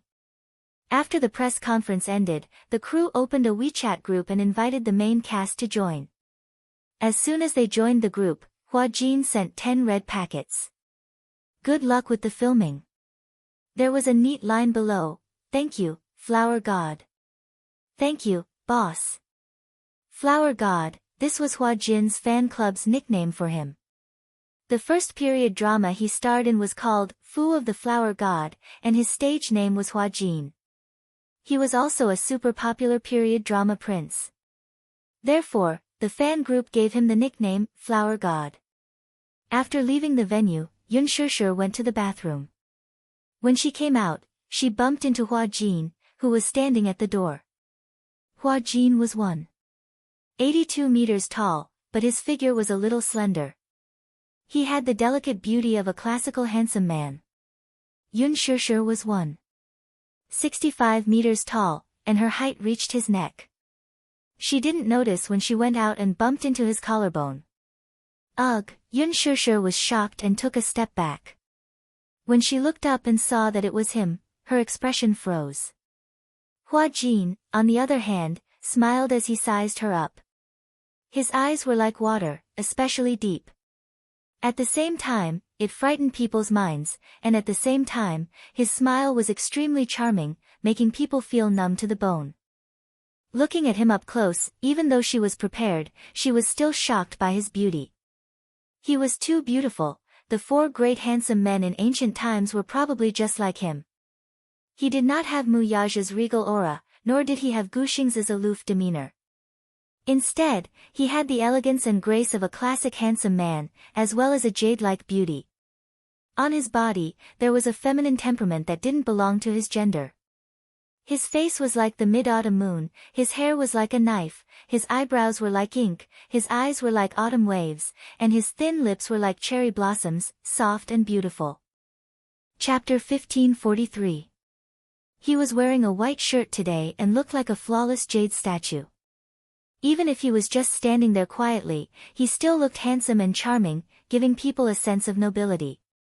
However, that pair of eyes gave people an inexplicably unfriendly feeling. He looked at her with a smile and didn't say a word. It was as if he was sizing her up. The atmosphere was a little strange. Why are you here? She smiled awkwardly and exchanged pleasantries. Hua Jin still didn't say a word. He just looked at her as if he could see through her skin and bones, looking into the depths of her soul. This person was so strange. He blocked the door for no reason and then stared straight at her. She didn't know what he was trying to do. It was really baffling. I'm in a hurry to leave. Is it convenient for you to let me through? Yun Shishir said in a friendly manner. Her tone was very polite. Hua Jin, however, remained unmoved. This person was so rude. Qin Zhou said that Hua Jin was especially difficult to get along with. Moreover, his background was not simple and he had a strong backing. Although she didn't know this person well, Qin Zhou definitely had his reasons for asking her to keep a distance from Hua Jin. Hence, she didn't want to exchange pleasantries with him. I'm sorry, I'll make a move first. After Yun Shishir said that, she wanted to leave. She had just taken a step when Hua Jin moved his body slightly and blocked her way. Yun Shishir frowned and changed her direction. Hua Jin pretended to be natural and leaned against the wall, blocking her way. She looked up in surprise but saw that he was still looking at her calmly with a smile. However, there was a playful look in his eyes, as if he was enjoying it. Is there anything you want? She asked.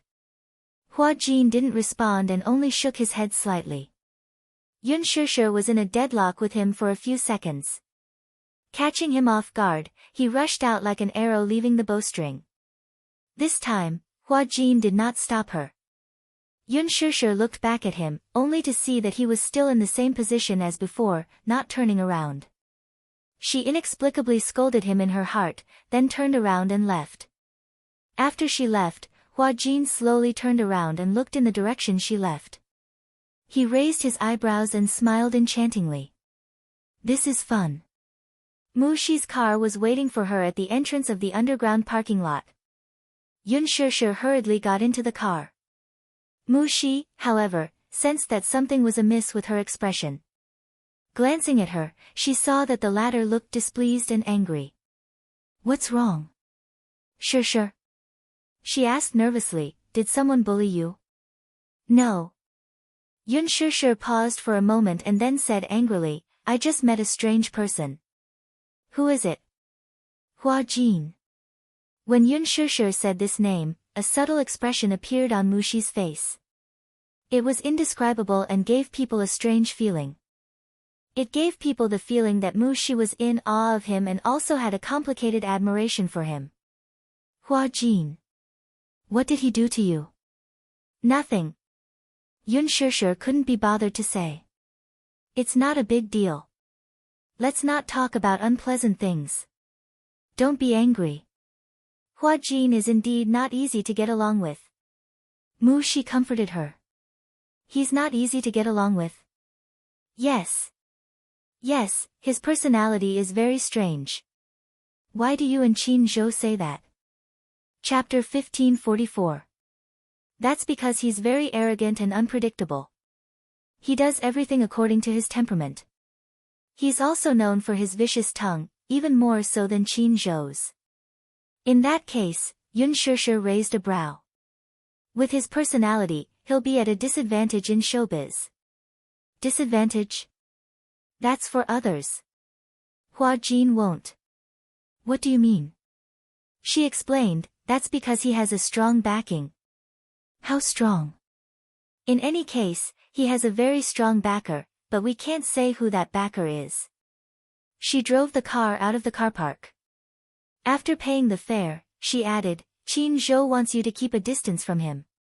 He's probably afraid that you'll be banned if you get too close to him. What do you mean? That backer of his isn't someone to be trifled with. If you must describe it. Shishir, have you seen the ancient poetry queen's male pet? Male pet? Yun Shishir furrowed her brows as realization dawned on her. She continued. Hua Jin is that man who's favored by the queen. He actually doesn't come from a good background, but with that backer backing him, no one dares to offend him. Those female stars who were involved in scandals with him in the past were all banned and disappeared without a trace. He was probably suppressed by the sugar daddy behind him. That's why Qin Zhou told you not to get too close to him, lest you get targeted. Yun Shishir, there was such a thing. Actually, many popular artistes have backers behind them. Some of them are obvious at a glance, while others you can't figure out, so you'll have to stay away from them. Generally speaking, the more mysterious the backer's identity is, the more complicated his background is. Most of them have connections with the government. The identity of Hua Jin's backer has always been a mystery. That's why. Qin Zhou's advice has its reasons. It was no wonder that Lin Ji, who loved to ride on people's coattails, would take a detour when she saw Hua Jin. Yun Shishir, however, shuddered. Don't think too much. Once you're in the production team, you just have to be careful. Mu Shi comforted her with a smile. Yun Shishir nodded. When Hua Jin left the venue, a luxurious convertible sports car was parked in the parking lot, waiting quietly. He walked to the car door and knocked on the window. The window slowly lowered, revealing the face of a woman with exquisite makeup. Are there any reporters behind you?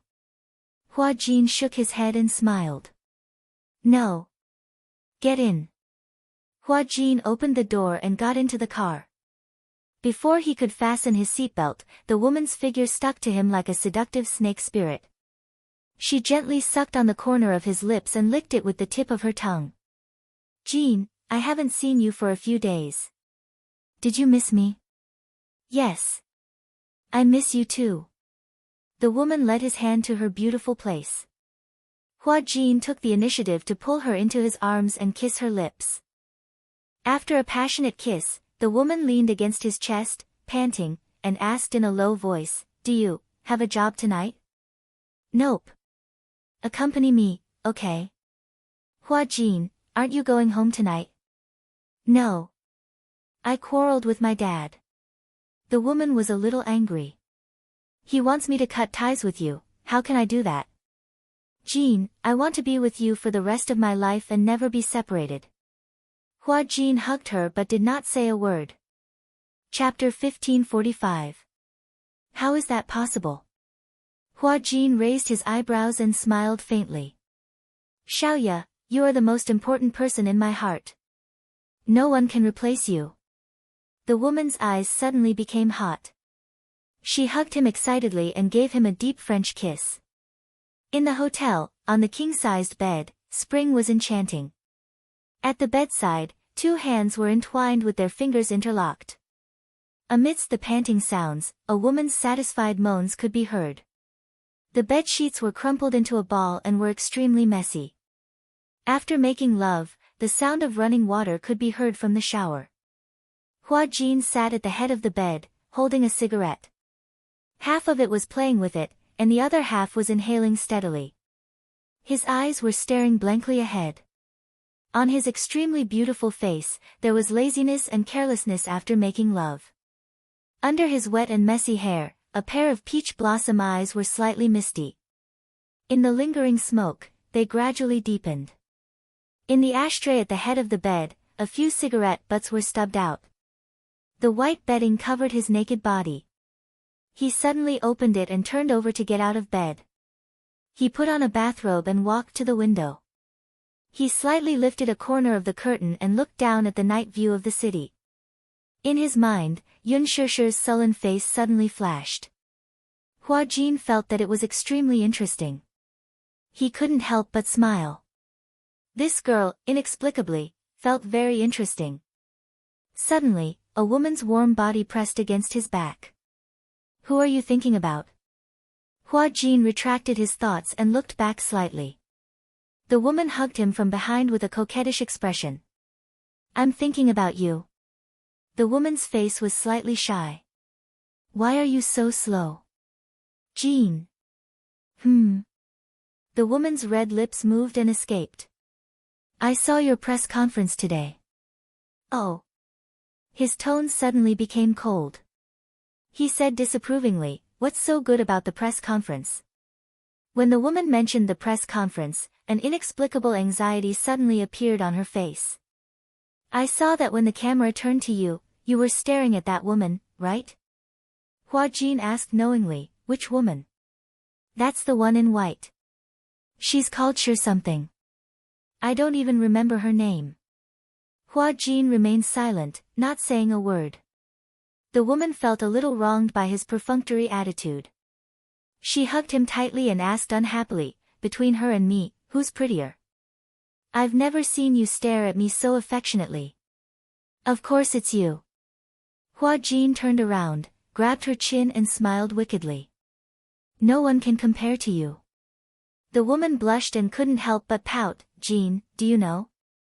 I love that mouth of yours. It's so sweet. When Hua Jin heard this, his smile deepened. Do you know? I like your mouth too. Hua Jin bit her earlobe and said in an ambiguous voice, sometimes, you bite really hard. The woman wanted to say something but stopped herself. She was shy and coquettish. She pushed him, but there was a sweet smile on her face. Hua Jin held her in his arms. However, from an angle that she couldn't see, his enchanting eyes were slightly cold and indifferent.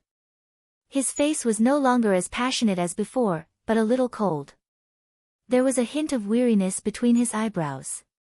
When Yun Shushu returned home, she saw Yu Yu and Xiao Yichen in the living room, tearing apart the package in full swing. She entered the house quietly, so the two little guys who were getting excited did not notice her. Chapter 1546. Yun Shushu purposely kept quiet. She walked behind them and watched their every move quietly. Yu Yu and Xiao Yichen did not notice the person behind them. They were still unpacking their packages. Some time ago, there was a shopping carnival on the online shopping website. Many items were greatly discounted and the prices dropped to freezing point. In a moment of carelessness, Yu Yu ended up spending tens of thousands of yuan in his shopping cart. Yun Shushu was now a popular public figure. Because of this, she rarely had the chance to take them out on the streets. Therefore, the two little guys took advantage of the shopping carnival and spent tens of thousands of yuan in front of the computer for the whole afternoon. Of course, they used Mu Yaja's credit card. Mu Yaja did not know about this. However, tens of thousands of yuan was just a small amount to him. Yu Yu bought a lot of things. However, because of the carnival, many express delivery companies were out of stock. Therefore, the packages were delivered a week later than usual. Yu Yu and Xiao Yichen had signed more than 80 packages from morning till night. More than 80 packages. Yu Yu did not expect him to buy so many. He had suffered too much in the past. Therefore, even though he was young, he knew how to calculate carefully. When he saw that the price was right, he would place an order. When he signed for the packages, he was so tired that he almost vomited blood. At night, the two little guys sat in the living room and started to unpack the packages one by one. Yu Yu had already unpacked a few packages. They were all clothes that he bought for himself and Xiao Yichen. The designs were exactly the same, but the sizes were different. Xiao Yichen tried them on and found that they fit perfectly. It was Xiao Yichen's first time shopping on the internet. He was as excited as a little bird. In his mind, if he wanted to buy something, he could just go to the Mu Group's shopping mall. If he wanted something, he could just take it and put it on the company's account. However, Yu Yu's shopping experience was an eye-opener for him. How interesting! As he watched Yu Yu haggle with the shop owner, Xiao Yichen felt as if he had opened the door to a whole new world. He felt that it was extremely novel. Especially when Yu Yu talked about something that made him feel inconceivable. He even started to feel sorry for the shop owner, but he still asked for a few gifts from the shop owner. He said sympathetically, Yu, you bargain too much. It's not easy for them to do business. Yu was dumbfounded. Yun Shushu watched quietly, feeling that the two little guys were really interesting. However, in the next second, her face stiffened, and her expression twitched. Yu virtuously picked up a bra and held it up high. Xiao Yichen, does this look good? Yun Shushu, Xiao Yichen was stunned. Bra? Yu raised her eyebrows and said, yes. I picked it for mommy. What do you think of the design? It looks pretty good. Mommy hasn't shopped in a long time. She needs new underwear. That's why I picked a few for her. As Yu spoke, he picked up another bra while Yun Shushu was dumbfounded. This one looks good too. The design is very reasonable. Mommy will definitely feel comfortable wearing it. Xiao Yichen pursed his lips and said honestly, I don't know much about this. Humph. What do you know? Chapter 1547. Humph. Idiot, piggy. What else do you know other than eating, drinking, and sleeping? You picked up another lacy underwear. I bought a lot of underwear for Mommy. I was afraid that she wouldn't like it, so I bought one of each design and let her take turns to change. Xiao Yichen suddenly scratched his head and whispered, still, I feel that Mommy will feel embarrassed if you buy so many underwear for her. Yun Shishir, who was behind him, was petrified. It was more than just embarrassment. It was simply too shameful, shoo. If you don't say it, who will know? Yu looked at him in disdain. He paused for a moment and then tidied up the stack of bras. When the time comes, I'll secretly stuff these into the wardrobe. She'll definitely think that her assistant bought them for her. This way, she won't suspect me. Shi would follow Qin Zhou's orders every week to buy clothes for Yun Shishir. From underwear to gowns, she would buy everything from the inside to the outside. Xiao Yichen picked up another bra, looked at it, and touched the material. The texture was soft. Is there anything particular about the design you mentioned? Yu frowned and said disdainfully, of course, there's something particular about it. Oh. Tell me about it. Xiao Yichen propped his chin on his hand and looked at her, expressing his eagerness for knowledge. The bras Mommy is wearing now have steel rims. I've done some research. For Mommy, it's best not to wear steel rims when wearing bras. It's uncomfortable and not good for your health. That's why I secretly threw away those bras with steel rims. Yun Shishir's eyes twitched hard the moment Yu finished speaking. How is this little guy so smart? He even knows about this. Indeed, the bras she was wearing recently had steel rims. Steel rims had the effect of gathering, so Shi had been buying them in bulk for her. However, the ones that were truly beneficial to her health were those that did not have steel rims and did not have a sense of pressure on her breasts. Indeed, the steel ring bra was very uncomfortable, and sometimes, when the steel ring was deformed, it would cause pressure on the outline of the asterisk. The little guy was so attentive. How did he even think of this point? Who could tell her how to accept this reality? Her son actually bought a bra for her. What was going on? While she was lost in the wind, Xiao Yichen grabbed another well-packaged item. She weighed it in her hands and realized that it was quite heavy. What is this? Xiao Yichen curiously looked at Yu with a heavy package in his hands. Yu looked up and glanced at the label. Suddenly, she smiled slyly. Dear brother, this is a present for you. As soon as he finished speaking, little Yichen's eyes lit up with a "ba" sound. After waiting for so long, Yu's gift was finally here. Oh my god. His younger brother had secretly bought him a present. What could it be? Xiao Yichen curiously held the package in his hands. His face was full of excitement, and he could not bear to open it to take a look. Seeing how treasured he was, a deep smile appeared on Yu's face as he stroked his head lovingly. Do you like it? As long as it's from Yu, I'll like it. That's good, then. Yu was satisfied with his answer and then said, open it and take a look. Okay. Chapter 1548. Duang.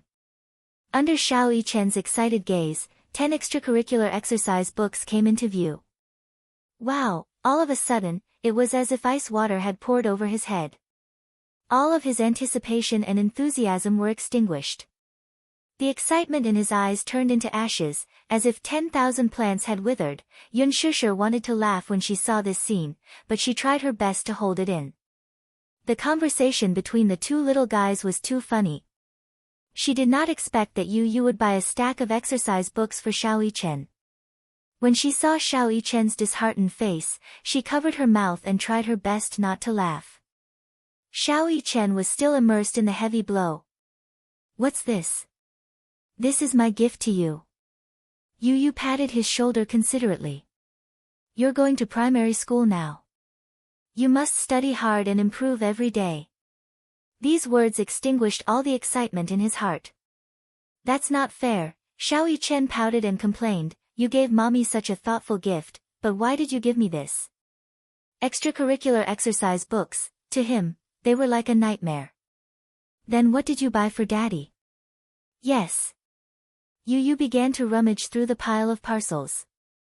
A few minutes later, Yun Shishir and Xiao Yichen were both stunned. Yu opened the parcels and there was a pile of condoms in it. Yun Shishir was speechless, Xiao Yichen was speechless. Yun Shishir tried her best to control the raging emotions in her body. She clutched her chest as if she had suffered a heavy blow. Okamoto. Dulé. So shameful. Ah. What? What are these? Yu, this guy, this was an eye-opener for her. Xiao Yichen did not understand what these items were. Yu said as he organized the parcels, idiot, these are to protect mommy. Protect mommy? Aya, you won't understand even if I tell you. Yu was too lazy to talk to him.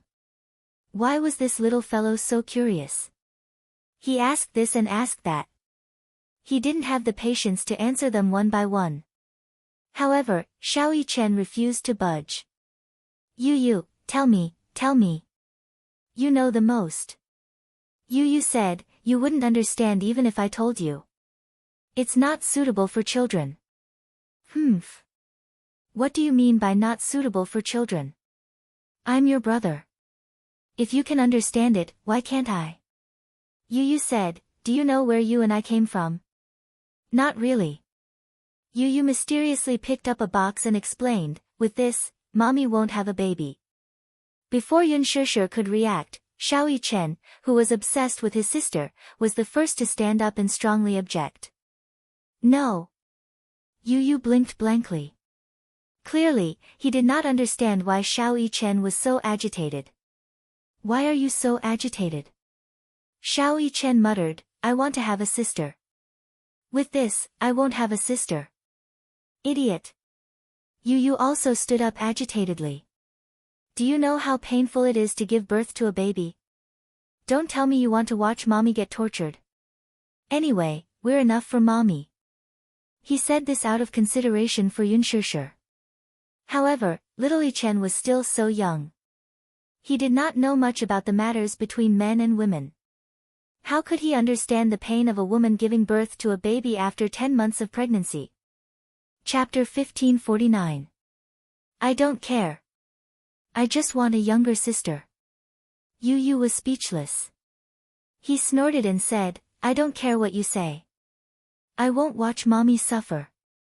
A long time ago, he had seen a video about a woman who was pregnant for 10 months and went into the operating room to give birth. He was still young when he watched the video, but he was deeply frightened by the shocking reality of the scene.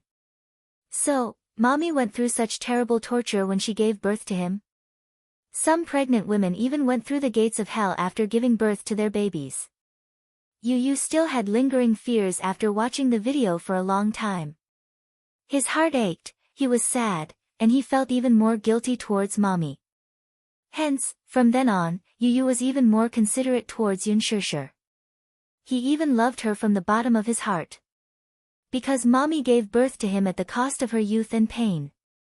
He had to dote on her even more. Xiao Yichen did not understand. He looked at Yu in disdain and suddenly said meaningfully, I got it. What do you mean? You're obviously worried that mommy will take away your love after giving birth to a younger sister. I'm just worried that you'll have a younger sister to compete with you for love. Xiao Yichen suggested a conspiracy theory. Yu's eyes twitched. Compete for love? Isn't that so? Don't think that I don't know your good intentions. Xiao Yichen said a rare phrase. Then, he had an expression that said, I've already seen through you. Yu was speechless. He thought to himself, what nonsense is this guy saying again? Xiao Yichen suddenly took out a few sewing needles from the side. These were the same sewing needles that Yu had used to sew the curtains. He picked up the needles and was about to poke the packaging of the condoms. Ah! Yu Yu was shocked when he saw this. He quickly snatched the sewing needles from his hand. What are you doing? I'm poking holes. Then, I'll have a little sister. Xiao Yichen cupped his face with both hands and said longingly. Yu Yu was infuriated. He clenched his fists and waved them around. Then, he threatened Xiao Yichen, little brat, if you continue to cause trouble, I will beat you up. Xiao Yichen snorted indignantly. Then, as if he had seen something behind Yu Yu, his eyes widened in horror. He was so scared that his shoulders began to tremble. What happened? Yu Yu said in surprise. All he did was threaten him, and he was scared to this extent? When did Mui Chen become so timid? Mom! Mom! Xiao Yichen trembled as he spat out a few broken characters. The boy could not help but follow his line of sight and look behind him. Then, he saw Yun Shishir standing behind him. Her face was ashen. Yu Yu, a sinister voice could be heard. It was obvious that a certain woman was very angry at this moment. Mom! Mommy! Yu Yu swallowed with much difficulty and called out to her. Yun Shishir snorted coldly and frowned. Yu Yu and Xiao Yichen hugged each other in fear for warmth. Their teeth were chattering. Before they could dodge, Yun Shishir reached out and pinched each of them by their ears. Wah wah wah, bang. Chapter 1550. Tell me, who bought all these? She pointed at the pile of packages on the floor. Among them, the white Okamoto suit was the most eye-catching. The moment Yun Shishir pointed at the box of suits, Yu Yu's face flushed red. He pursed his lips awkwardly.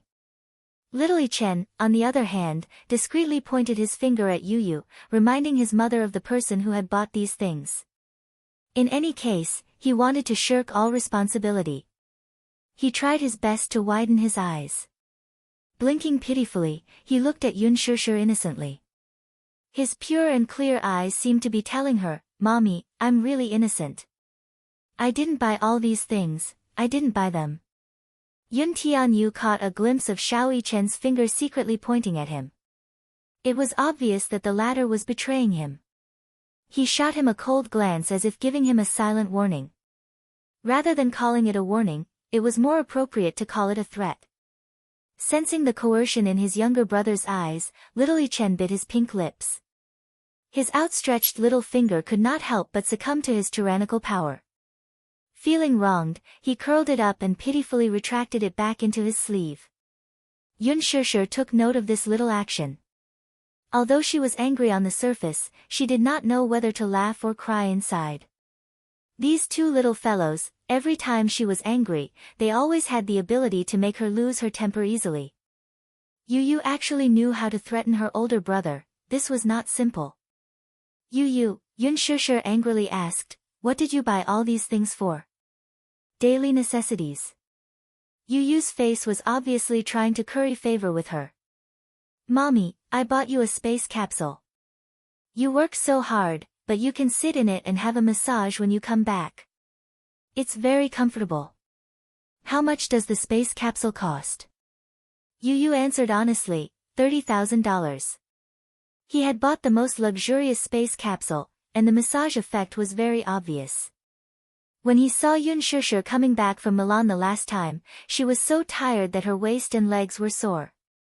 Especially when she was wearing high heels, her feet were about to cramp. His heart ached. Yun Shishir's eyes widened when she heard that a space capsule cost 30,000 yuan, 30,000 yuan? So expensive. Yu Yu, you're such a prodigal. Yun Shishir complained with heartache. Even if she were to rush for a job, it would still cost her 30,000 yuan. Upon hearing this, Yu Yu felt hurt. She clutched her chest sadly as if she had been hurt by Yun Shishir's words. Mommy, how could you say that Yu Yu is a prodigal? How was he squandering? To him, 30,000 yuan was not even worth mentioning. So sad. Mommy actually called him a wastrel. Yu Yu pretended to wipe her tears sadly. When Yun Shishir saw this, the corners of her mouth twitched violently. She felt that she was the one at fault. Actually, she did not feel bad about the 30,000 yuan. It was just that she felt that it was not good for Yu to be so extravagant at such a young age. At such a young age, the child should be taught the correct concept of spending and not be so extravagant. She had to let the child understand that earning money was a very difficult thing, so that he would cherish the fruits of his labor. Hence, Yun Shusher calmly and patiently guided her child. Yu, do you know? It's very hard to earn money. Was it very hard to earn money? Yu tilted her head in confusion. Clearly, she could not empathize with Yun Shusher's words.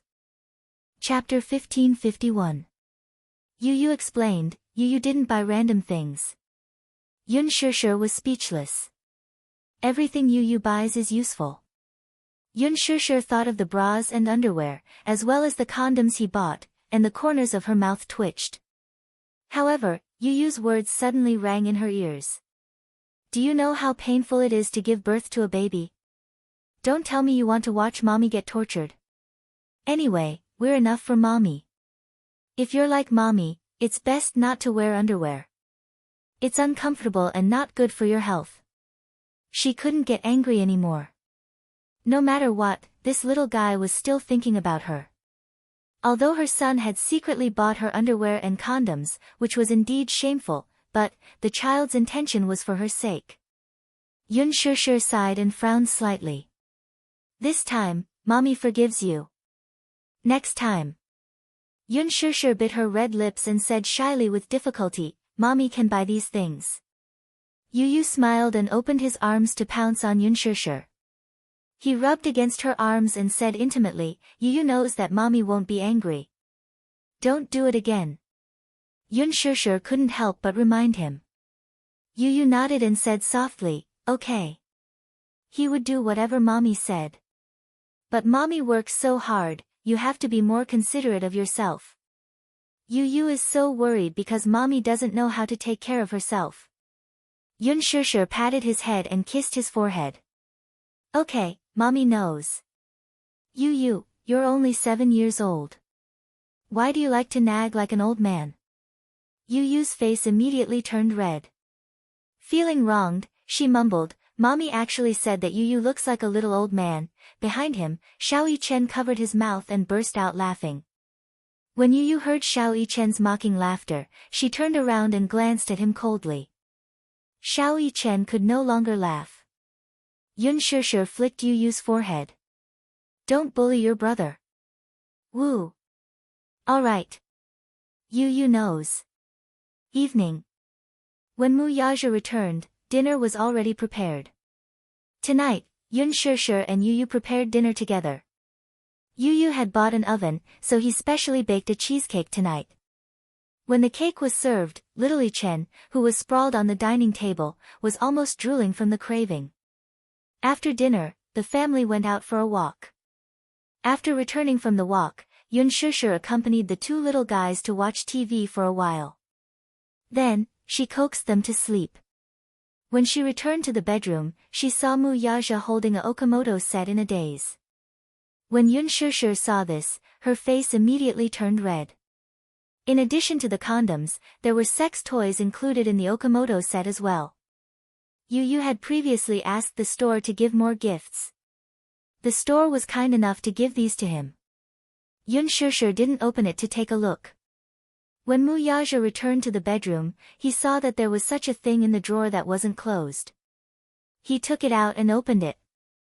To his surprise, he saw that it was a sex toy. When he saw her, Mu Yaja raised his head.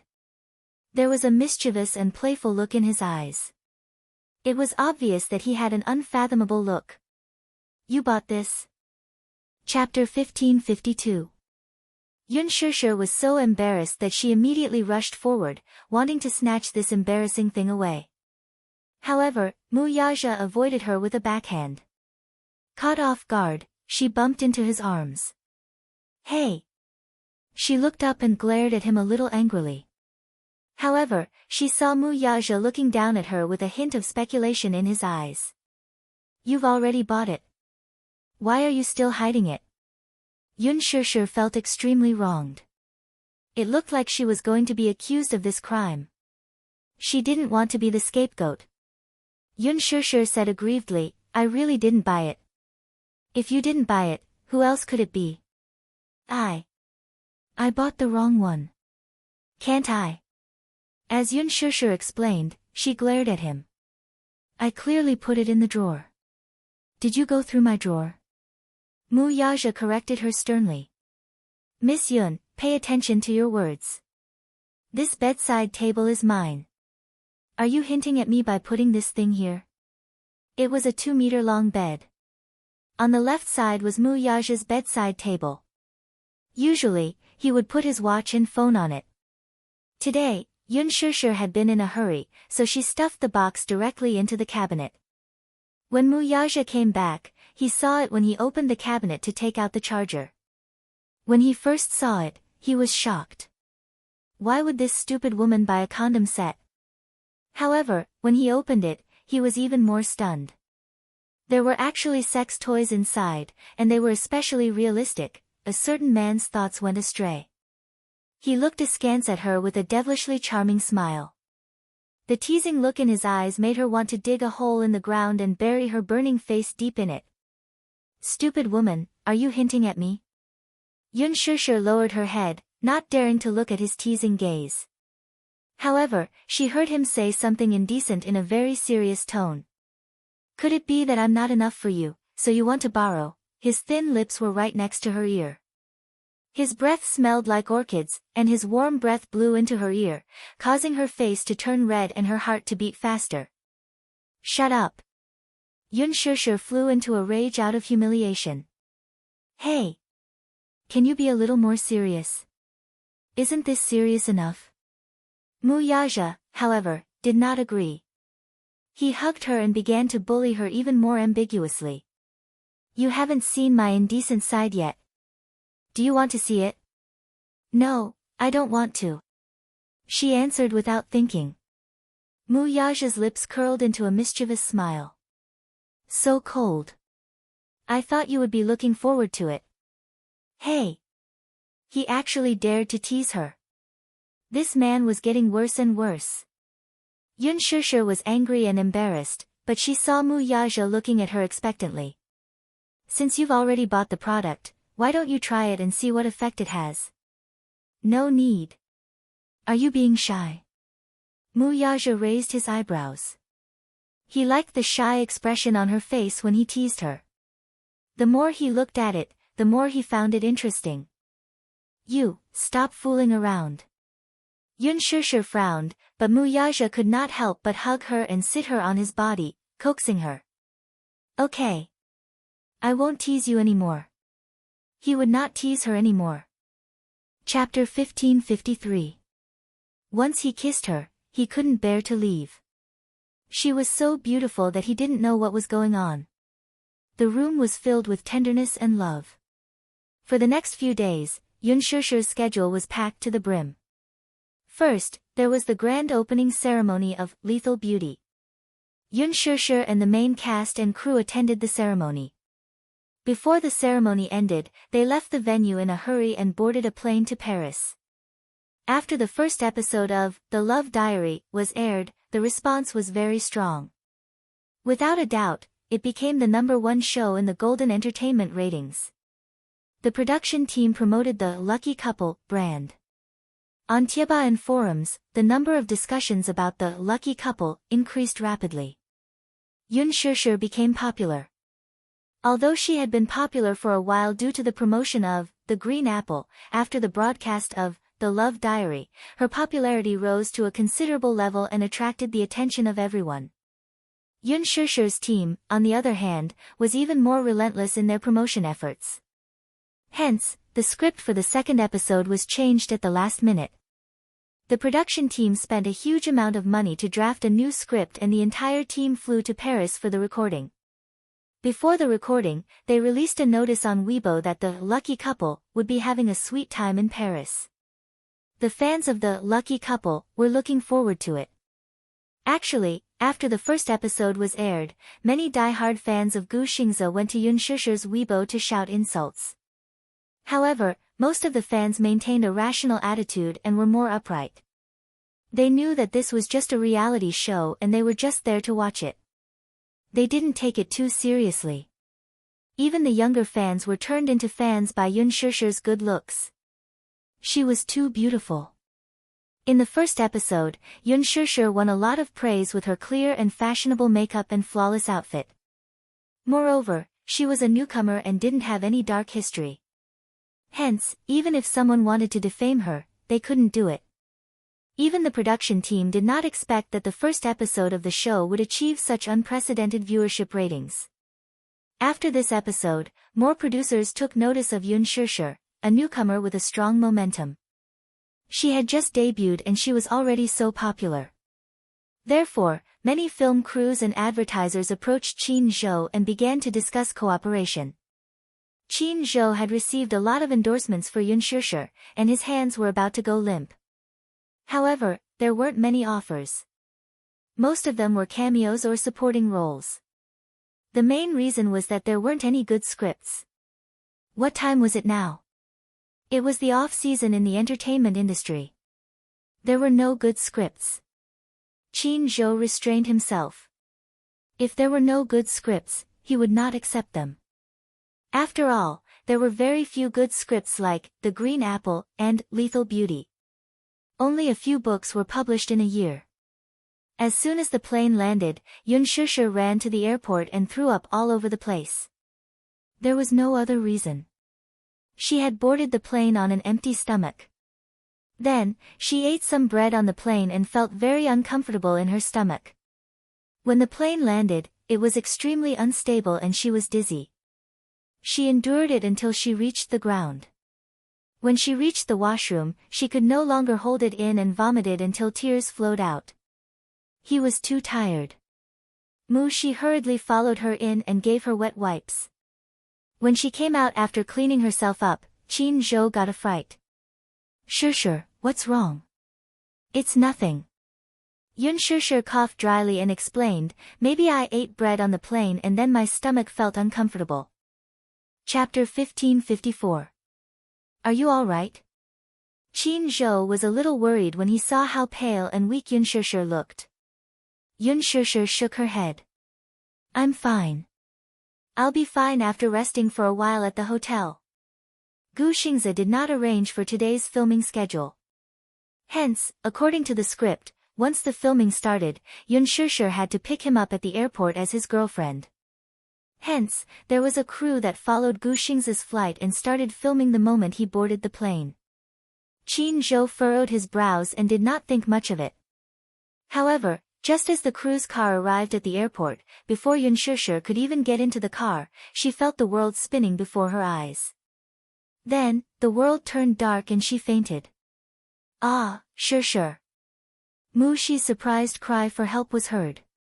At the end of her line of sight, she saw Chin Zhou rushing toward her in a panic. After that, she did not know anything. When she woke up, she was in the hospital. When she opened her eyes, she saw the snow-white ceiling. She could hear a foreign doctor talking to Chin Zhou. She had learned French before, so she could understand some of it. When she suddenly heard the word, food poisoning, she frowned slightly. Her thoughts were in a mess, but she felt that something was amiss. Food poisoning? How did I get food poisoning? The doctor left after giving her some instructions. Chin Zhou told his assistant to take good care of her and left in a hurry. Yoon Shusher asked about it. Shi, what happened? Did the doctor say what the cause was? Why did she faint for no reason? Shi furrowed her brows and answered, Chin Zhou said that the diagnosis is that you have food poisoning. In addition, you were too tired, so you fainted temporarily. Yoon Shusher was stunned for a moment. Food poisoning? How could that be? Other than a piece of bread, she only drank a bottle of drink on the plane. All of a sudden, Yoon Shusher frowned. She vaguely remembered that the drink tasted strange. She took a sip and felt that the taste was a little strange. However, she was really too thirsty and only drank a few mouthfuls before putting it down. During the entire flight, her stomach was very uncomfortable, and she repeatedly went to the bathroom several times. Could it be because of the drink? Her assistant asked indignantly, Sure, do you remember what you drank on the plane? Qin Zhou suspects that someone is trying to harm you. I only had a piece of bread and a drink. The bread is fine, but the drink tastes weird. Perhaps ordinary people wouldn't be able to detect that strange smell. However, her sense of taste was especially sensitive, so she immediately tasted something strange. Yun Shishir told her assistant the truth. Mu Shi took it seriously when she heard that. Where is Qin Zhou? He went to look into it. Sure, wait a moment, I'll mention this to President Qin. With that, she walked to the balcony with her phone and gave her manager a call to explain the situation. There's such a thing. When Qin Zhou heard this, he suddenly cursed and then angrily hung up the phone. After Yun Shishir was done with the 4-drip, Mu Shi accompanied her to the hotel she was staying at. As the situation was not very serious, she was discharged after taking some nutrient fluids and medicine. The next day, early in the morning, Qin Zhou knocked on the door of her room. Yun Shishir was already done washing up. When she opened the door, Qin Zhou stormed in with an assistant in tow. Chapter 1555.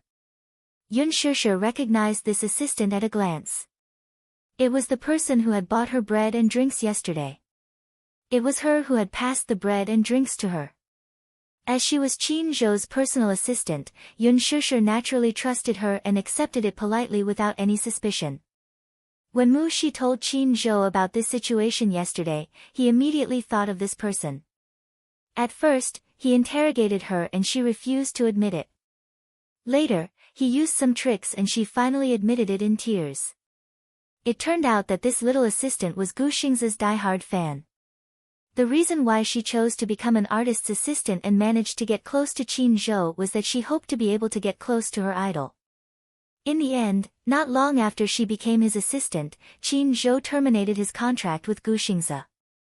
After that, Qin Zhou started to take care of Yun Shishir. She was narrow-minded and suspected that Yun Shishir must have chased Gu Xingzi away because she wanted to be promoted. As Qin Zhou's assistant, she could only watch as Gu Xingzi and Yun Shishir got so close. When she saw Gu Xingzi's admiration for Yun Shishir in The Love Diary, she could not take it anymore. For a moment, she even resorted to underhanded means to teach Yun Shishir a lesson. Fortunately, she was timid and only did something to Yun Shishir's drinks, so the matter did not get too serious. However, Qin Zhou still felt a chill run down his spine. He thought of how a disaster had happened to the people around him. This matter was not considered serious, but if this person was more ruthless and directly poisoned Shishir, at the thought of this, Qin Zhou was filled with hatred. He called for someone to teach this assistant a lesson and teach her a lesson. To be able to get to this point, Qin Zhou was naturally capable. With just a few tricks, he managed to tame this assistant. Just as this assistant entered Yun Shishir's room, she knelt in front of her in tears and kowtowed repeatedly. I'm sorry. I'm sorry. I shouldn't have hurt you. It's my fault, I'm heartless, Shishir. I'm sorry. Yun Shishir immediately realized what was going on. Did you do it? The man nodded with difficulty. His eyes were red and swollen, but he didn't dare to look at her. Yun Shishir's lips twitched coldly, but she didn't say anything in the end. Qin Zhou said to her, later. When we return to the country, I'll send her to the police station. No need. You forgave her just like that? However, Qin Zhou was somewhat disapproving. We can't let her off so easily. At most, we'll let her have a taste of what it's like to be poisoned. Yun Shishir replied blandly. An eye for an eye, a tooth for a tooth. Hearing this, Qin Zhou smiled knowingly. Then, he said to his assistant, who didn't dare to raise her head, did you hear that? There's still some leftover drinks from you and Shishir yesterday. Finish them yourself. Ah! The assistant's eyes widened. Oh my God. The drinks that Yun Shishir finished yesterday were still in her bag. More than half of the bottle was untouched. Yun Shishir was about to collapse from vomiting after drinking a few mouthfuls. Then, after she finished half of the bottle, wouldn't she have diarrhea and vomit? She would be tortured to death. Half of her life would be gone. She would rather be sent to the police station. Qin Zhou stared angrily and said, "Why? You're not willing." "I'm willing." Chapter 1556. The moment she finished the drink, her expression changed. She clutched her stomach in pain. She reacted quickly and violently. "Get out of here." Qin Zhou was still angry and kicked her. The assistant rolled on the ground and ran away. Yun Shishir gave her manager a teasing look and could not help teasing him. "Mr. Qin, I didn't expect that there would be a day when you make a mistake." Qin Zhou had a good eye for people. He did not expect that there would be such a troublemaker around him. Qin Zhou coughed awkwardly and quickly changed the topic. "Have you gotten over the jet lag?" "Barely." Yun Shishir thought that jet lag was not that easy to get over. "Are you still feeling unwell?" Yun Shishir raised her eyebrows. "Of course. How can I recover so quickly? I didn't expect this to happen. I didn't discipline her well. I'm sorry." Qin Zhou said guiltily. Yun Shishir said helplessly, "It's okay. This is not what you want. Have a good rest. We'll have to prepare for the makeup later. The program will be recorded in the afternoon. Can you take it? If you can't, I'll contact the program team and ask them to postpone the recording." Yun Shishir shook her head. "It's okay. It's not that serious." "That's good." Qin Zhou nodded. Only then was he relieved.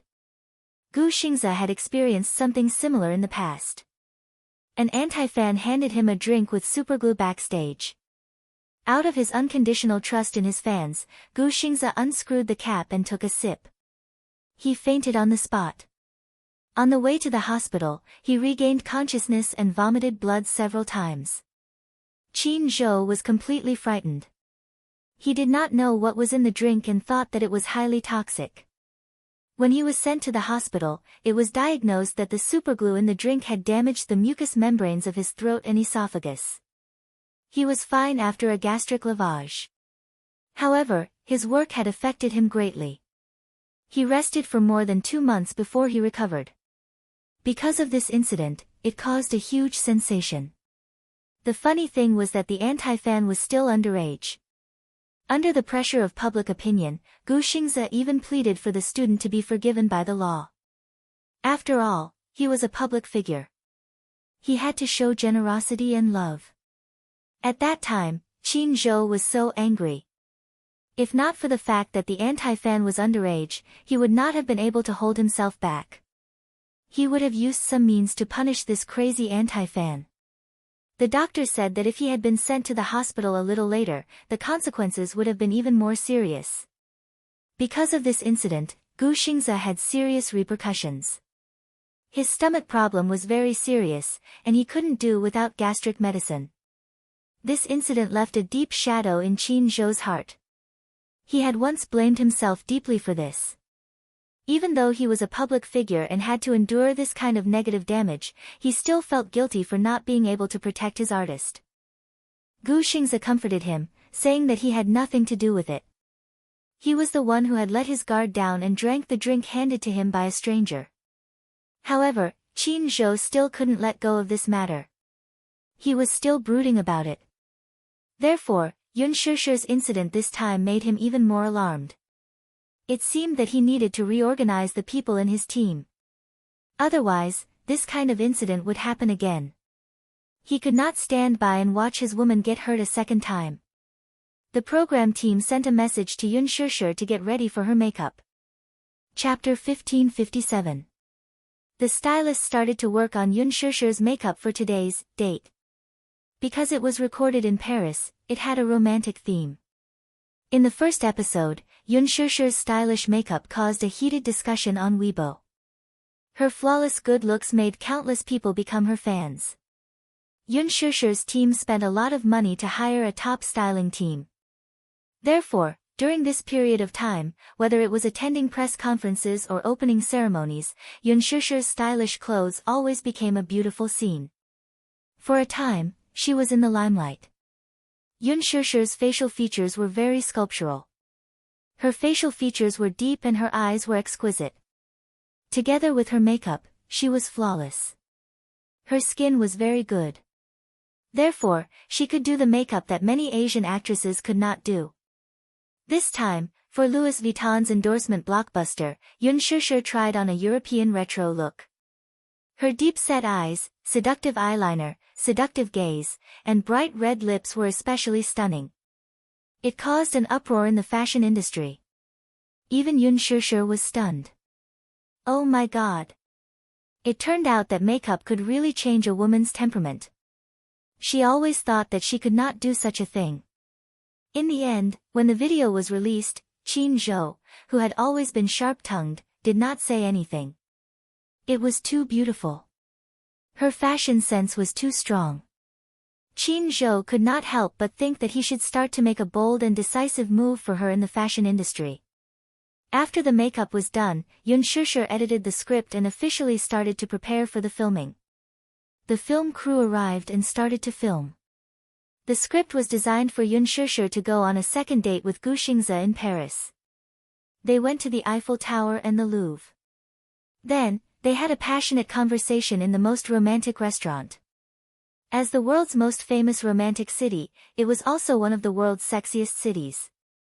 Ernest Hemingway once said, "If you were lucky enough to live in Paris when you were young, then no matter where you go in the future, this memory will follow you for the rest of your life." The recording of the second episode of The Love Diary took a long time. Some scenes might only take a few minutes, but it took a lot of time to record.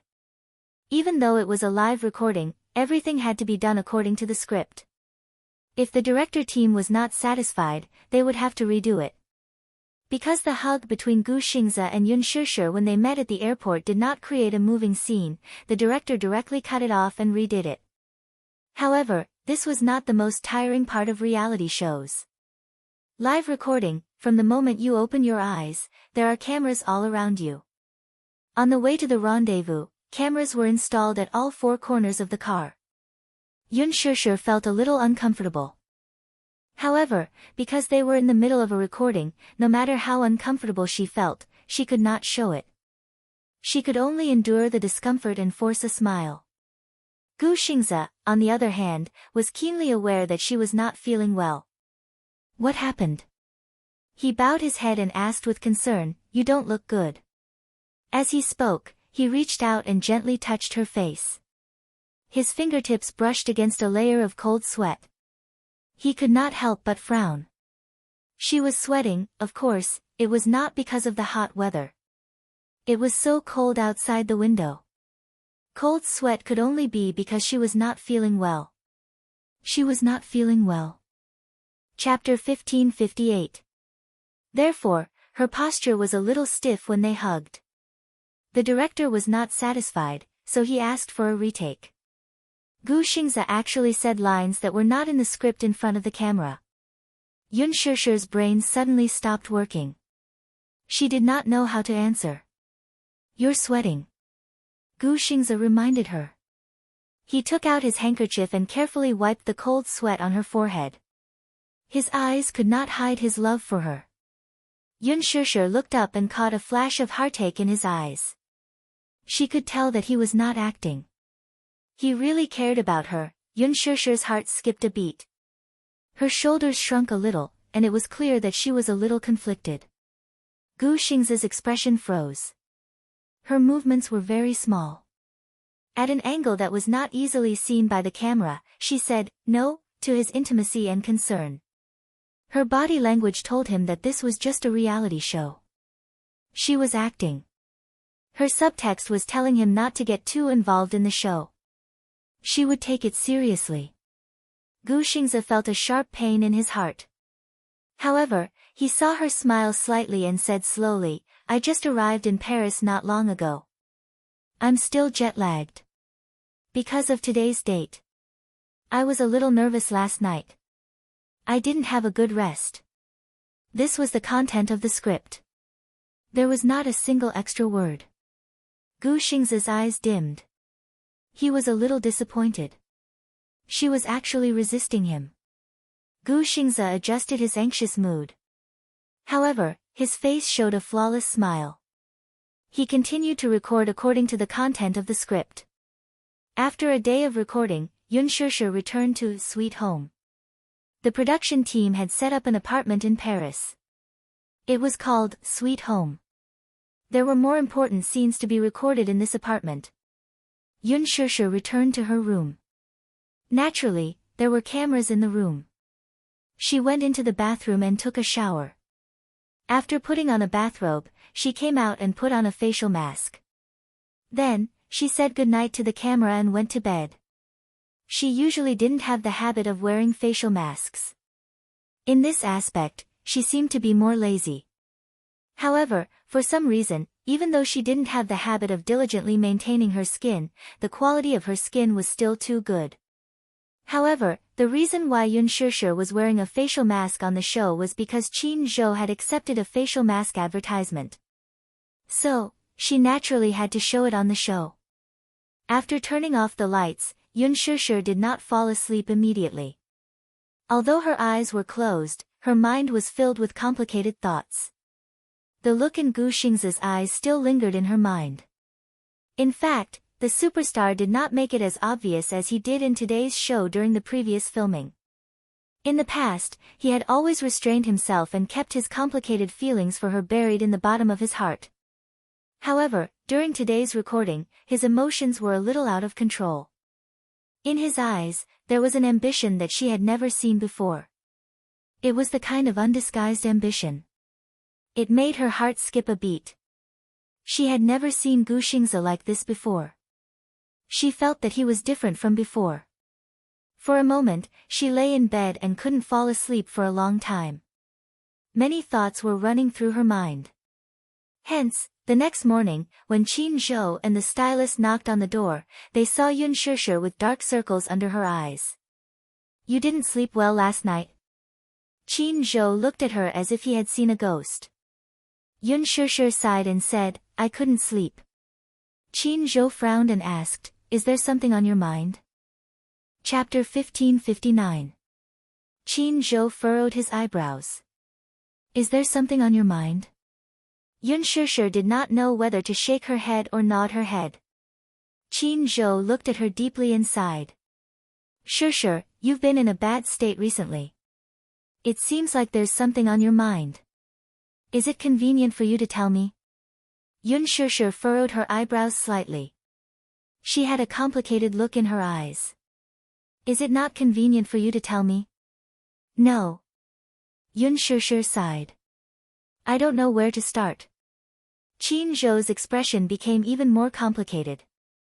The two of them kept quiet. However, Yun Shushu did not know that Qin Zhou was very secretive about her thoughts. She must have felt troubled.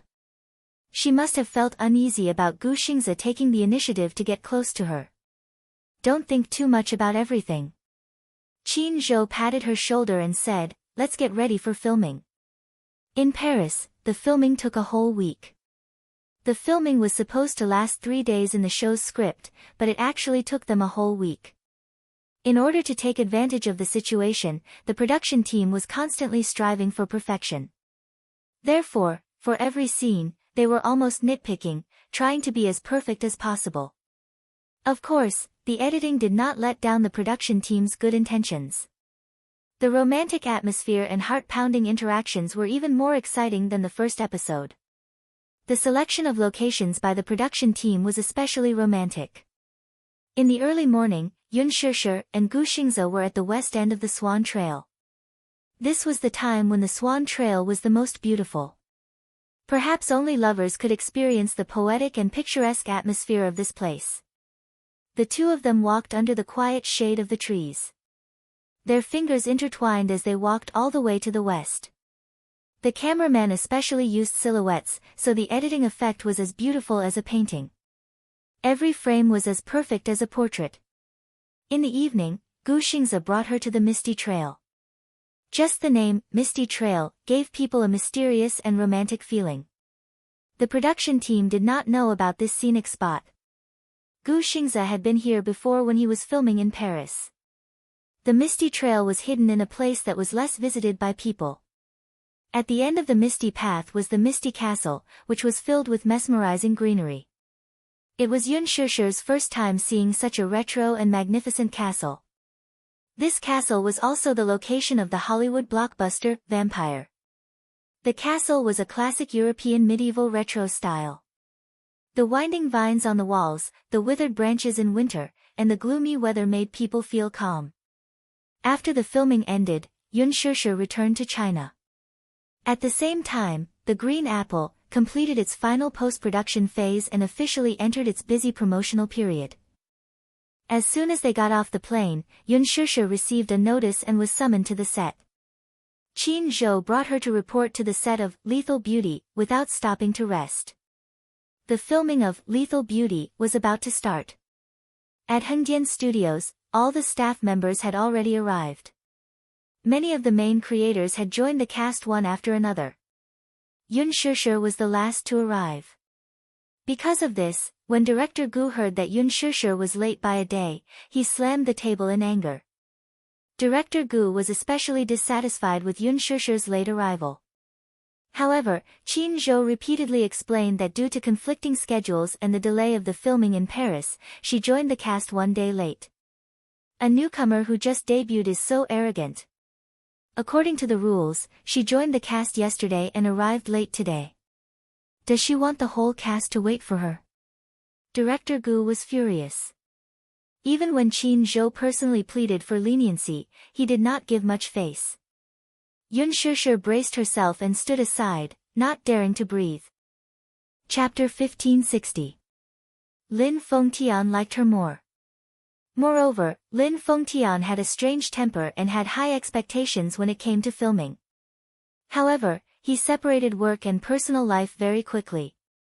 Without the surveillance camera, he was easy to get along with. However, director Gu was not like that. Compared to filming, he was more particular about rules. Without rules, there would be no standards.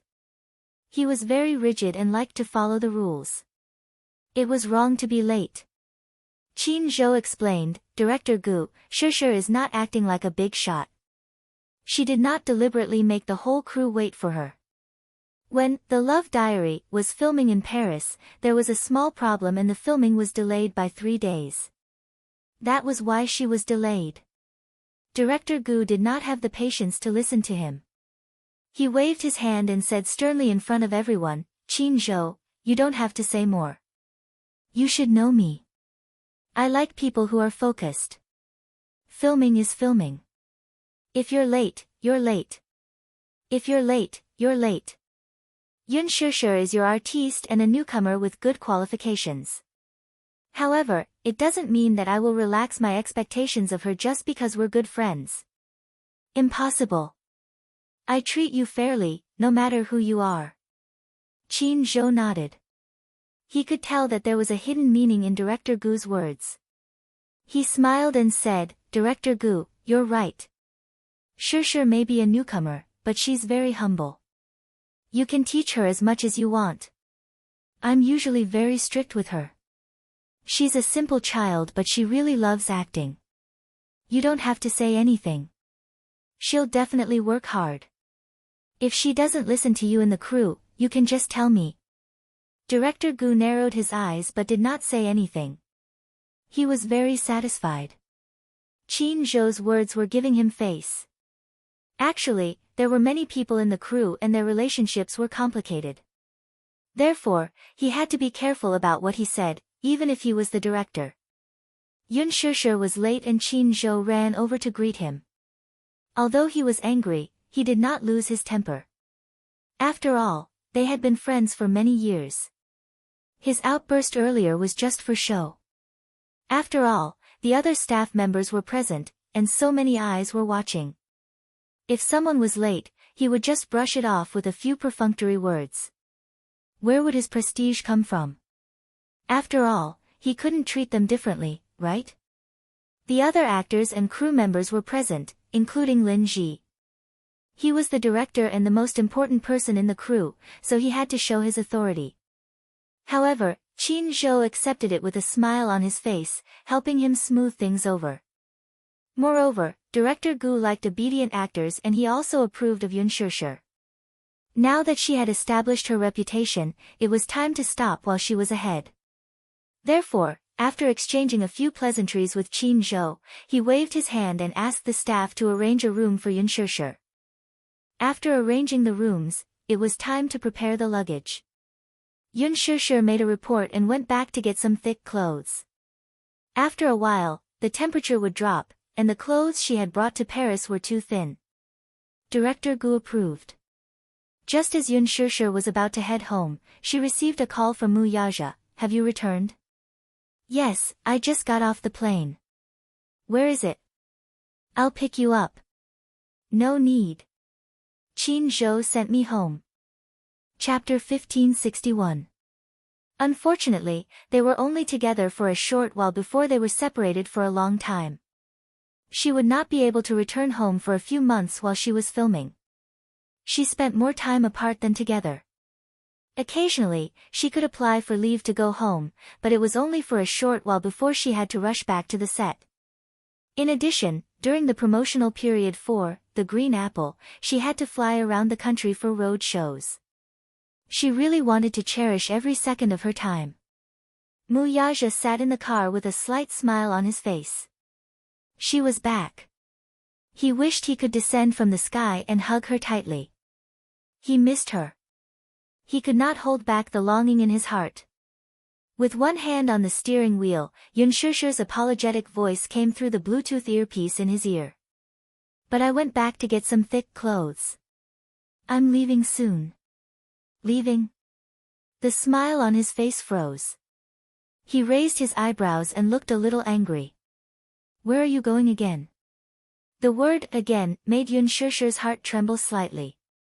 Where are you going again? This question was not considered a question, but it stunned her. She missed him too after not seeing him for 7 days. It was only 7 days, but it felt like a century. When she was in Paris, she could only communicate with Mu Yaja through text messages. Because it was a live show, all calls were prohibited. Therefore, she could only stare at the screen and imagine him on the other end of the phone as she looked at the lifeless words on the screen. He felt the same way. He had not heard her voice for 7 or 8 days. He had held back his longing for her until today. Yesterday, she sent him a text message saying that she would be back today. When he heard the news, he felt his heart beating faster for the first time in his life. Therefore, when he arrived at the office early in the morning, even Min Yu was surprised. A few days ago, when Mu Yaja was in the office, his face was gloomy and cold all the time. His eyes were filled with anger that he had nowhere to vent. Many of his assistants and subordinates felt especially depressed when they entered his office. They lowered their heads and did not even dare to breathe. However, this morning, they could tell that their boss was in a good mood. Even though he pretended to be calm on the surface, his heart was filled with anticipation for her return. Therefore, in the afternoon, he deliberately ended the meeting early. On his way home, he heard the words, "I'm leaving soon." Where was she going? Mu Yaja could not help but feel a little angry. He stopped the car by the roadside and frowned. He held himself back from venting his anger on her over the phone. Was work that important? She was so important that she could ignore his feelings. For the first time in his life, he hated her work so much. That day, she left for Paris to film a show. In the morning, she called him to inform him that she was going. Her tone was careful, and she only said that while she was in Paris, she was not allowed to call him and could only send him text messages. At that time, he felt dissatisfied. You're my woman. Now you're in Paris, filming a reality show with another man, and you're asking me not to call you. Yun Shishir, you don't think this is too much, do you? Yun Shishir was stunned. There was a long silence on the other end of the phone and no one spoke. It was obvious that she felt guilty and guilty. After a long silence, she said, "I'm sorry." Mu Yaja did not want to hear her sorry, so he hung up the phone. Chapter 1562. Initially, he had wanted to give her the cold shoulder. However, after just one night, he started to miss her and sent her a text message. She replied with an emoji. The text message was very boring. Looking at the black text on the white background, he could not stop imagining her expression. She was finally back in the country. While he was jumping for joy, she said that she was going home to get her clothes and was about to leave. Where was she going? As an artiste, she was busy with work and rarely spent time with her family. Although the pay was high, did he care about it? He let her work and do what she liked to do to give her respect. However, this did not mean that he did not care. He cared a lot. He did not like it when she used the time that belonged to him to spend on work. Was it because of that little pay of a few million yuan? He had so much in just a few minutes. But he missed her. He missed her all the time. It was not just a few minutes. Yun Shusher held the phone tightly and listened to the man's heavy breathing. She knew that he must be very angry, but he could not bear to throw a tantrum at her and was trying his best to hold it in. Just as she was feeling guilty, Muyaja asked in a deep voice, "Did you miss me?" "Yes, stay with me tonight. Don't go anywhere." Yun Shusher frowned and said, "The production team notified me to join the set. I applied for leave to come out, so I have to go back to the set after getting my clothes." Muyaja hung up the phone in frustration. As she listened to the continuous beeping sound from the receiver, her eyes welled up with tears for a moment. When she reached home, the two little munchkins were sitting in the living room and watching TV. The moment they saw her, the two little fellows rushed over and squeezed into her arms. The little guy was still growing. Yun Shusher noticed that he had grown a little taller in the 7 days she had not seen him. He had obviously grown a little taller. When she stood next to Xiao Yichen, the difference was not as big as before. Xiao Yichen's height did not change much. However, Yu had been feeding him delicious food every day at home, so his face had become chubbier.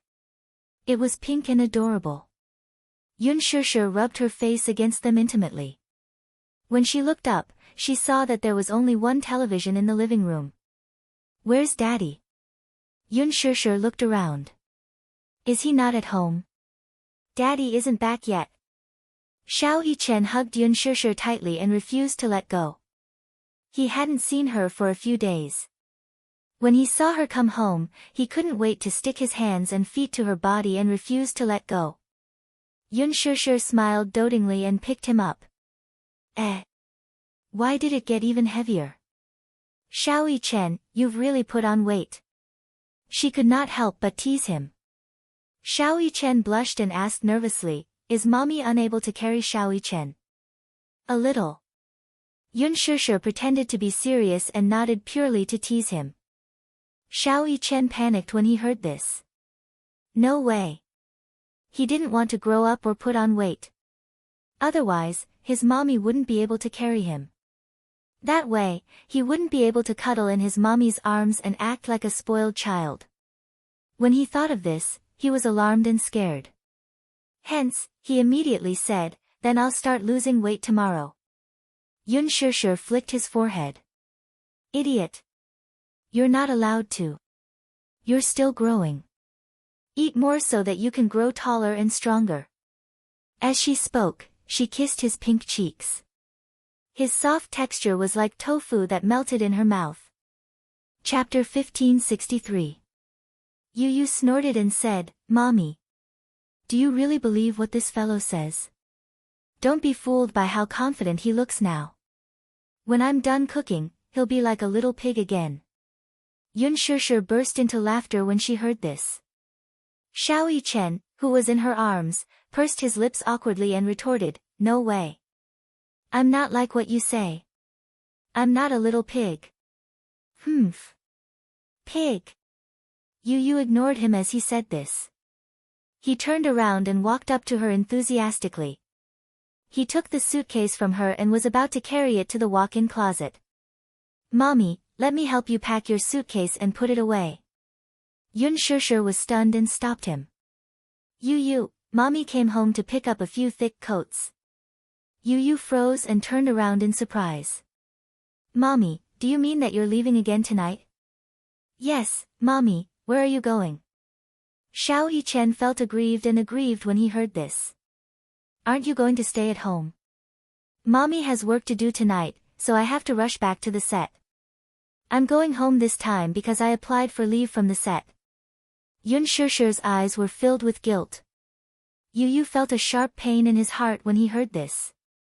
He had waited for so long for his mommy to come home, but they had only been together for a short while before they had to face a long separation. He started to feel anxious.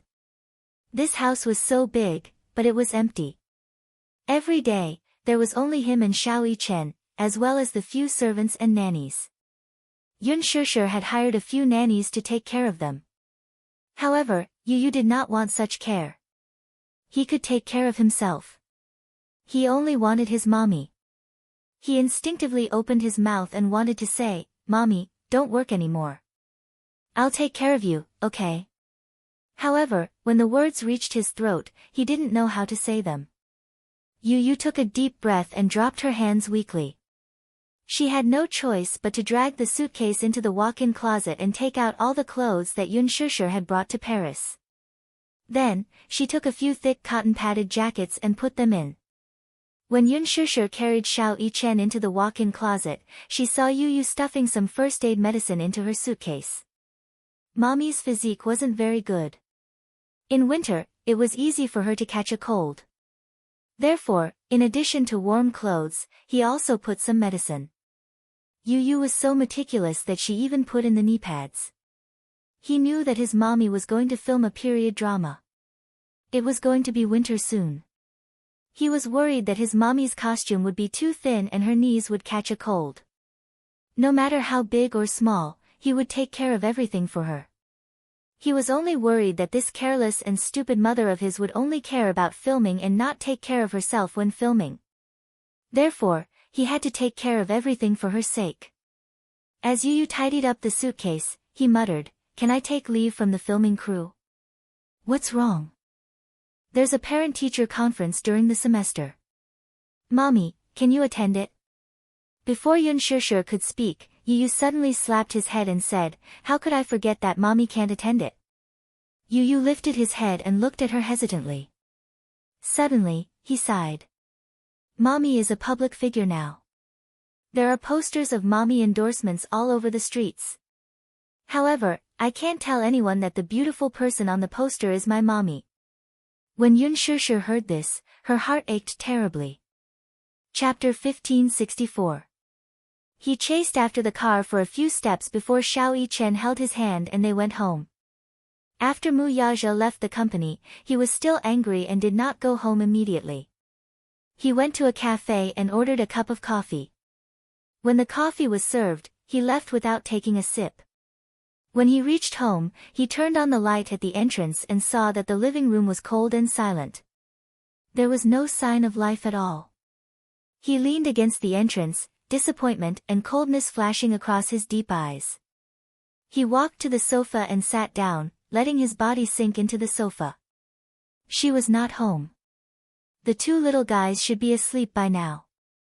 However, the house seemed incomplete without one person. Time passed slowly. He sat on the sofa but did not want to move for a moment. He kept switching his phone screen. There were no messages, WeChat messages, or calls. How could this woman ignore him like this? Was she angry because he had hung up on her? She was angry and did not want to talk to him anymore, was she? If that was the case, why didn't she think about why he had hung up on her? After she came home, she turned around and went back to work. What about him? Was she going to ignore him like this? Mu Yaja sank into the sofa. After thinking about it, he decided to give her a call. He dialed her number. It rang for a long time, but no one picked up. Mu Yaja dialed her number again, but this time, her phone was turned off. He suddenly felt uneasy. Why did her phone turn off? Could something have happened to her? At this thought, he suddenly stood up, picked up his car keys on the table, and went out immediately. Before he went out, he took a look at the room. He only left when he was sure that the two kids were sound asleep. The production crew booked 3 floors of a hotel in Hengdian Film City for the celebrities and crew. Yun Shishir had just gotten out of the car when she saw a few nanny vans parked in front of the hotel. Qin Zhou carried her suitcase and brought her to her room. He pushed the door open and turned on the lights. A musty smell in the room made Qin Zhou wrinkle his nose. The room was very small. There was a bedroom for the artiste to rest in, a small study for the artiste to revise her script, and a bathroom. However, Qin Zhou remembered that he had told the crew that he wanted a bigger room. It was best to have 2 beds, as Mu Shi would be coming over tomorrow. After all, she had been in the production team for so long and needed someone to take care of her. However, in this room, there was only a 1.5-meter bed. Qin Zhou was instantly enraged. What was going on? She called the production crew and called them over. Qin Zhou scolded unhappily at the door. What's wrong? Are you trying to bully our Shishir, a newcomer who just debuted, and you're giving her such a room? So small. There was also a musty smell. Looking at the bed, it was covered in dust. What are you guys thinking? Yun Shishir saw that Qin Zhou was angry and gently tugged at his sleeve. But Qin Zhou pressed her shoulder. Shishir, don't stop. If I don't say it now, in the future when I'm busy and not on set, who knows how you'll be bullied. If I don't scold him now, I won't learn my lesson. Since he said so, she didn't stop him anymore. Qin Zhou glared at him and scolded him when the crew members of the film crew rushed over. Funding is a little tight. Chapter 1565. Qin Zhou sneered. You think you can treat her differently just because you're short on funds? Lin Ji and Hua Jin are staying in 5-star suites. What kind of room is Shishir staying in? Why? She's famous and noble. Does our Shishir deserve to be treated differently? Come here and look at the dust on the bed. Can you sleep if I let you? After a battle of words, Qin Zhou directly scolded that person until his face and ears turned red. Yun Shishir tried to hold back her laughter. Actually, this room was not that shabby. It was just a relatively shabby room. Qin Zhou was angry because some of the crew members flattered the powerful and stepped on the weak. They supported the famous and stepped on the less famous. That was why he exploded. The man did not dare to offend Qin Zhou. He bowed and apologized. Then, he led Qin Zhou to the front desk and changed to a luxurious suite. That was the end of the matter. The new room was not luxurious, but it was much better than Cold Cicada's room. Yun Shishir dragged her luggage into the room. She sat on the sofa and let out a long sigh. She had just gotten off the plane and was still jet-lagged. As soon as the plane landed, she had rushed back and forth between the crew and home. She felt like her bones were about to fall apart. Qin Zhou wandered around the room. He often went on business trips and flew all over the world. Therefore, he was very particular about the hotel he stayed in. Yun Shishir would be staying in this room for a long time. Therefore, he had to check her thoroughly before leaving. For example, if there was a problem with the water and electricity, it would be very dangerous if there was a problem with the wiring. If there was a problem with the hot water supply, if the door lock had been tampered with, if there were a few vacuum cameras hidden in the corner, if there were curtains on the balcony, and so on. Celebrities were very particular about staying in hotels. Once, a female celebrity stayed in a hotel in Hong Kong. In the end, the bathroom and the bedroom were all filled with pinhole cameras. Later, it was found that the cameras were planted by the third-rate paparazzi in Hong Kong. Therefore, Qin Zhou paid special attention to privacy. After checking that there was no problem, Qin Zhou walked out of the bedroom and found her leaning on the sofa, asleep. Qin Zhou was stunned. A helpless expression appeared on his face. He walked over and patted her face gently. Shishir. Yun Shishir groaned. Her voice was as soft as a mosquito's, like a cat mewling lazily. Qin Zhou sighed and pinched her face again. Take a shower before you sleep. You'll catch a cold. Yun Shishir furrowed her brows. The moment she opened her bloodshot eyes, Qin Zhou was taken aback by this sight. She was too tired. She didn't have a good rest on the plane. Although Qin Zhou was the same as her, a woman's physique couldn't be compared to a man's. He trained diligently and had a strong physique, so he could withstand fatigue. Take a shower, then go to bed and have a good rest. There's nothing to do tomorrow morning, so you can sleep in. I'm going to take measurements in the afternoon and order a few costumes. She nodded. Qin Zhou said a few words of advice and left. Yun Shishir got up and opened her bag. However, she found that her phone had run out of battery. She charged it and went to the bathroom to take a shower. When she came back from the shower, she found that there were a few missed calls.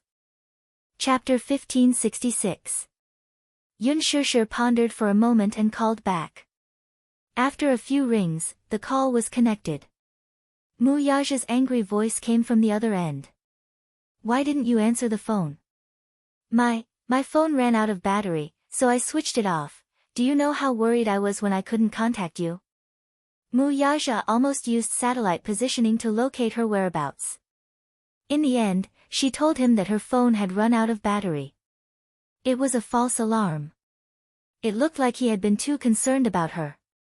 Stopping the car by the side of the road, Mu Yaja's heart finally settled down with his phone in hand. I'm sorry. I didn't know my phone had run out of battery. I'm sorry for making you worry. On the other end, Yun Shishir's voice sounded guilty and weak. She sounded like a child who had done something wrong and was very careful. Mu Yaja kept quiet for a moment. He was angry, but he couldn't bear to vent it on her. Hence, he suddenly said, It's okay. I was just worried that something might have happened to you. Okay, then I'm tired. I want to rest now. Yun Shishir was really tired. Hence, she was eager to go to bed and rest. However, Mu Yaja didn't say anything. Okay. Go and rest. After that, he didn't wait for her response and went silent. Yun Shishir said, good night, and hung up the phone. She tried her best to lift her heavy feet and threw herself onto the bed. When she covered herself with the blanket and her head hit the pillow, she fell asleep almost instantly. Mu Yaja sat in the car in a daze for a while. Then he stepped on the accelerator and drove back to Shangdi Walk. In the next few days, Yun Shishir was so busy that she felt dizzy and disoriented. In the entertainment industry, it seemed like there was no limit to how glamorous she could be, but behind the scenes, there was a lot of bitterness. The next day, she slept until noon. Then she got up and put on makeup. In fact, she didn't have the habit of putting on makeup. However, now that she was on set, there were always reporters coming to visit her. Qin Zhou requested her to put on makeup whenever she went out and not to go out without makeup. Yun Shishir had just finished her lunch when she was dragged by her manager to get her measurements taken for custom-made clothes. Her several sets of clothes were more complicated, and the construction period was faster, but it would still take half a month. After ordering the clothes, it was time for dance training. There were a few dance scenes in the play. Yun Shishir had some foundation in dancing, but she needed some advanced training. The production crew hired a master dancer to train her and Lin Ji. For the next few days, he was so busy that he didn't even have time to take a breather. After returning to the hotel, she took a quick shower and went to bed. As a result, she only remembered to reply to Yu Yu's message the next morning. On this day, when Mu Yaja woke up and opened his eyes, he saw Yu Yu lying beside his bed. She was smiling brightly and her eyes were filled with flattery. Daddy! You're awake. As she spoke, Yu Yu blinked her eyes in an extremely flattering manner. Her long and black eyelashes fluttered, looking especially beautiful. Mu Yaja was taken aback. Daddy, did you have a good sleep last night? The little guy kept flattering and asking about his well-being. Mu Yaja stared at him. Then, he said in a deep and hoarse voice, It's not good to offer a treasure for no reason, Daddy, you're wrong. I can't rape you, nor can I steal from you. However, there is indeed something that I need to discuss with you. Chapter 1567. Muyaja raised an eyebrow when he saw how serious he was, as if he had something important to discuss with him. What is it? Daddy, it's like this. With that, he snuggled into his father's blanket and lay on his chest with a grin. Cupping his cheeks, he fawningly gave him 2 kisses before asking with smiling eyes, "My dear daddy, are you free today?" "No." Wu Yu frowned when she heard that.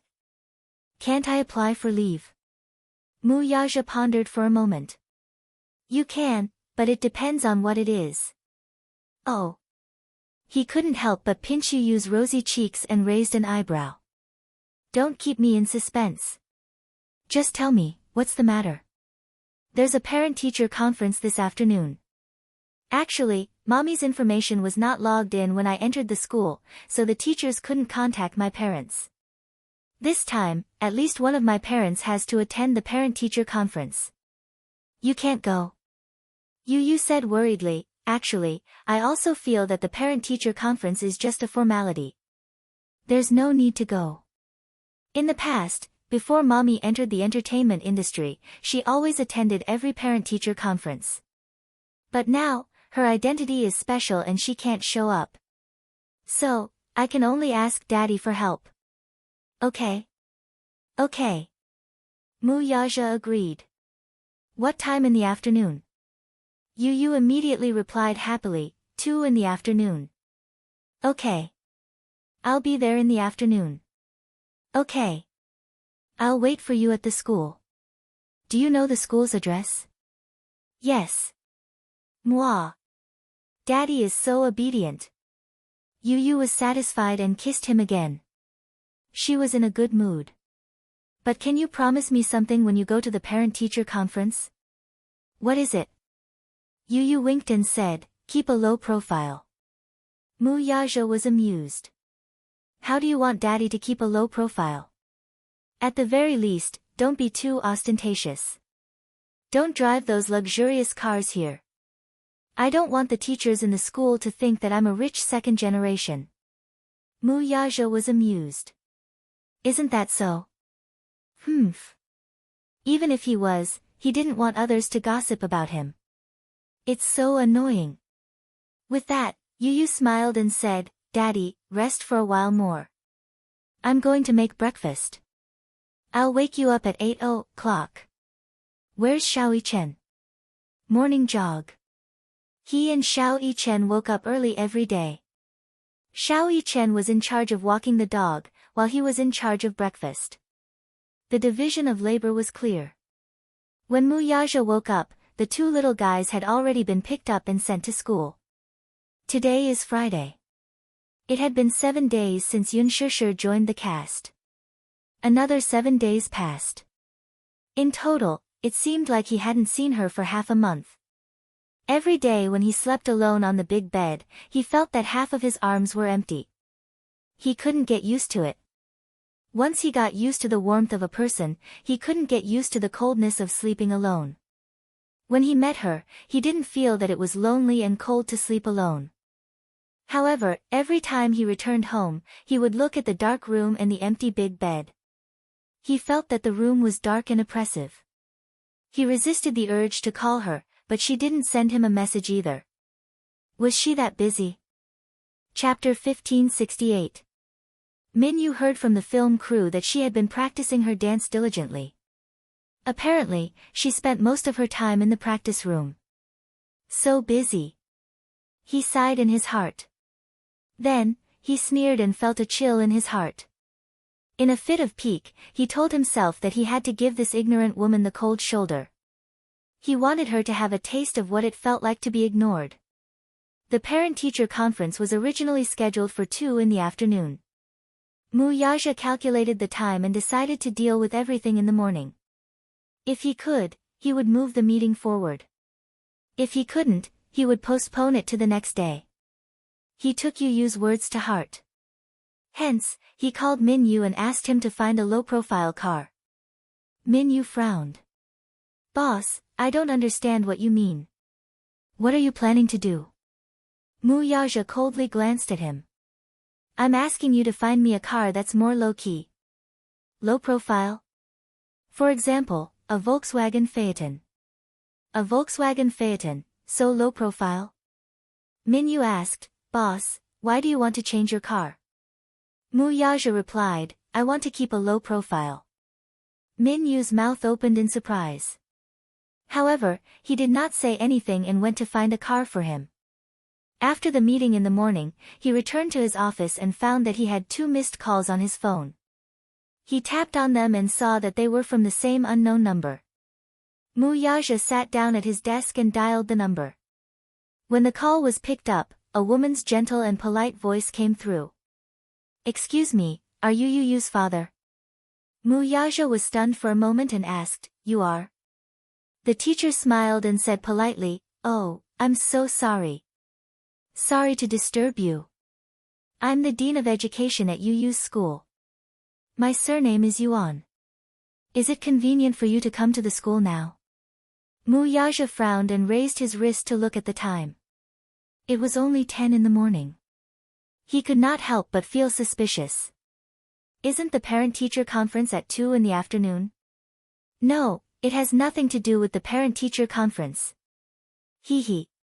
Is it convenient for you to come over now? Yu is in a bit of a situation and needs you to come over and take care of it. The teacher's voice was extremely polite. Through the phone, she could feel Mu Yaja's imposing aura. Due to his imposing manner, she didn't dare to say it out loud for fear of angering him. Mu Yaja looked at the time again. Since the teacher called to say that there was an urgent matter for him to deal with, he naturally couldn't ignore it. Even though there was still a video conference coming up, it had to be put aside. Mu Yaja said, Good. I'll be right there. Good. I'll wait for you at the Academic Affairs office. Mu Yaja hung up the phone and got up. He picked up his coat from the hanger and put it on. Just as he opened the door, he bumped into Minyu. He was holding a few proposals and documents from the conference. He had already organized them and was about to go to the conference. However, when he looked up, he saw Mu Yaja ready to go. He was a little surprised. Boss, aren't you hot wearing so much? The heater is on in the conference room. Mu Yaja said decisively, I'm going out. Postpone the conference until I come back.